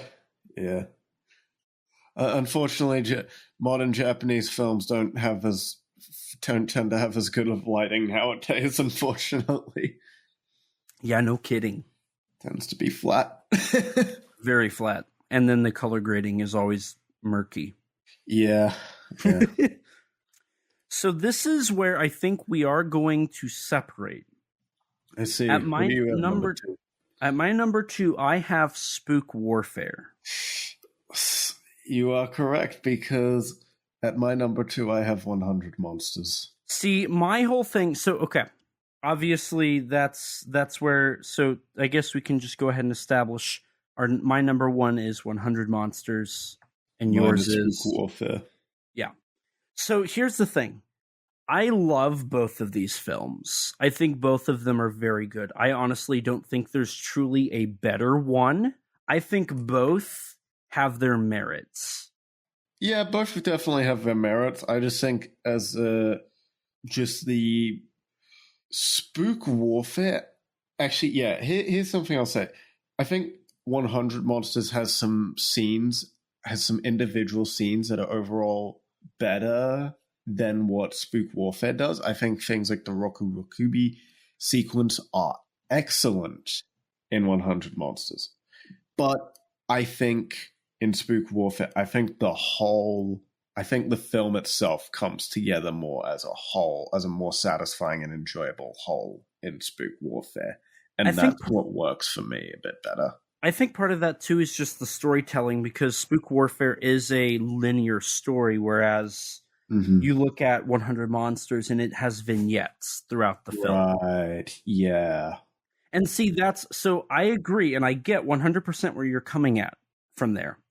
I think, honestly, it's really hard. Like, it's like Alien and Aliens to me again. Like, both are very good, and both, like, they're very different. You know, 100 Monsters is a more straight up horror film, and I appreciate the aspects of the film. It's shot beautifully. I think if we're talking on a cinema, like the cinematography, I think 100 Monsters does better framing. But I think Spook Warfare, while it doesn't have as good a framing and staging, it has better stages, it has better atmosphere, and it has better lighting. Oh, but definitely the lighting is a massive standout in Spook Warfare. And so that's why it's like I struggle, because both, like, staging is like how it looks entirely, right? It looks beautiful, but then if you look at everything, like, once you look at the details, that's when it starts to fall apart a little bit more than Spook Warfare. Whereas at some points it is a mess on screen. There's yokai like charging, and you have 8 layers of yokai, but it's also looks really good. Like the atmosphere, the lighting, the stage, the direction, it looks so good. And so that's how they kind of balance each other out, is where 100 Monsters has really good aspects. Yokai Monsters also, or not Yokai, Spook Warfare has really good aspects as well.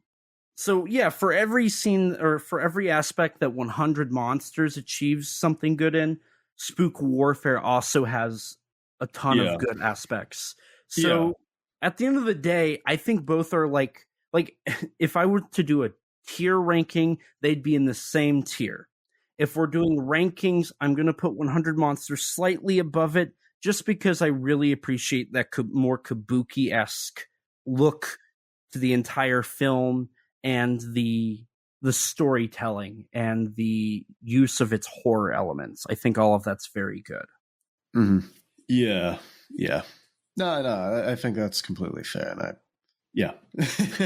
Now, Rex, I do have one last thing to say. And what is that? Hello, I'm Elijah, and I have a Kaiju and Tokusatsu problem. Joking aside, I am Elijah Thomas. I am a writer. I've written for GodzillaMovies.com and in Kaiju Ramen Magazine, along with Kaiju United, of which I'm the chief creative officer for. My writing has also been featured in the book Giant Bug Cinema, a Monster Kid's Guide from Bear Manor Media, where I wrote about Ghidorah, the three-headed monster. I've also been the privilege to work with my good friends at Giant Monster BS on their most recent season, Season 2, where they cover indie kaiju films, so definitely check that out. Outside of writing and podcasting, I also served as a consultant on the upcoming Titanic Creations officially licensed Yongari articulated figure. Go to titaniccreations.com/Yongari to order yours today. I've also had the privilege to produce bonus features for SRS Cinema. I have worked on Yuzo, The Biggest Battle in Tokyo, Liverleaf, War of the Ninja Monsters, Jiren vs. Gora, and the upcoming release, Sharkdemic. You can order all of these Blu-rays on srscinema.com. I'm also a filmmaker and YouTuber. You can check out my stuff on my YouTube channel, ET13 Productions, where you can see some of my short films and my older YouTube videos, along with an ever-growing playlist that features all of my appearances on YouTube. I do plan on getting new videos out soon, so definitely check that out.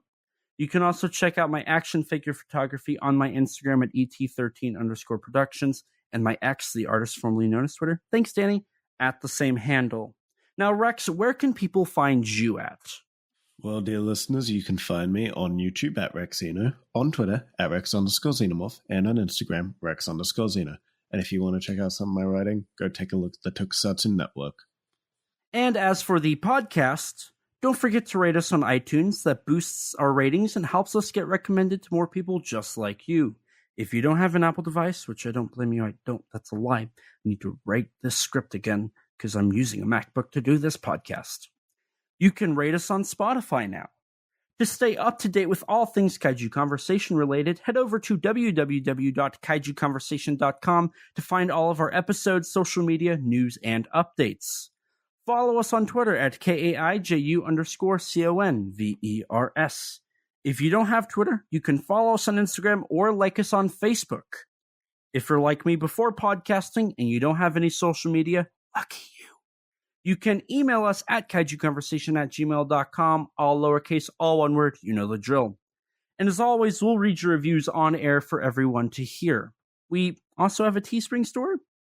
Eventually, we'll have original artwork on there, but until then, you can sport our awesome logo on a t-shirt or maybe even a coffee mug. If you'd like to chat with us, check out our Discord server full of others that have similar interests to you. Most recently, in our General 1 chat room of the server, there was a discussion about King Kong, the Bride of Kong, and the idea of a female Kong. It's a great community full of great people. Don't forget to subscribe to our YouTube channel and hit the bell so you can be notified anytime we upload a video. We sometimes post exclusive to the channel like bloopers for episodes or minisodes talking about news or other subjects. We also have an interview with MechaGodzilla designer Jared Krzyzewski on the channel. Definitely butchered his name, I'm so sorry. And a huge thanks to Rex for editing all of these episodes and all the other content we upload. His links can be found in the description below. Along with Rex, we'd like to give a huge thanks and shout out to Danny DiManna of the Godzilla Novelization Project for his amazing vocals on our theme song. You can support him by following him on Twitter at Danzilla93_GNP or visit his website, GodzillaNovelizationProject.com. And a huge thanks to Grattan Conwell from the podcast Giant Monster BS for composing the music for our theme song. You can support him by following the podcast on Twitter at Giant Monster BS or on any podcast platform under the name Giant Monster BS. And with that, we're going to wrap things up here. We are halfway through Yokai Month. I guess we can now announce that. We're 3 weeks in. There's only 1 week, or I guess there's 2 weeks left? Yes. 1 week. Two. We got 2 weeks left. We are in Yokai Month, guys. So enjoy while we got it. It's going to be a great month. We got 2 more films lined up. They're going to be great. We've had so much fun so far. I've learned so much about yokai. I'm loving it. Likewise. So thank you guys so much for listening.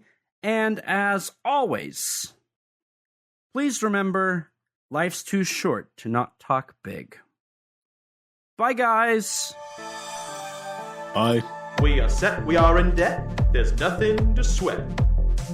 Life's too short now, baby. Kaiju, and not too big now, baby. Conversation. His name's Elijah, baby. And also Rex now, baby. We love those kaiju, baby. And you will too now.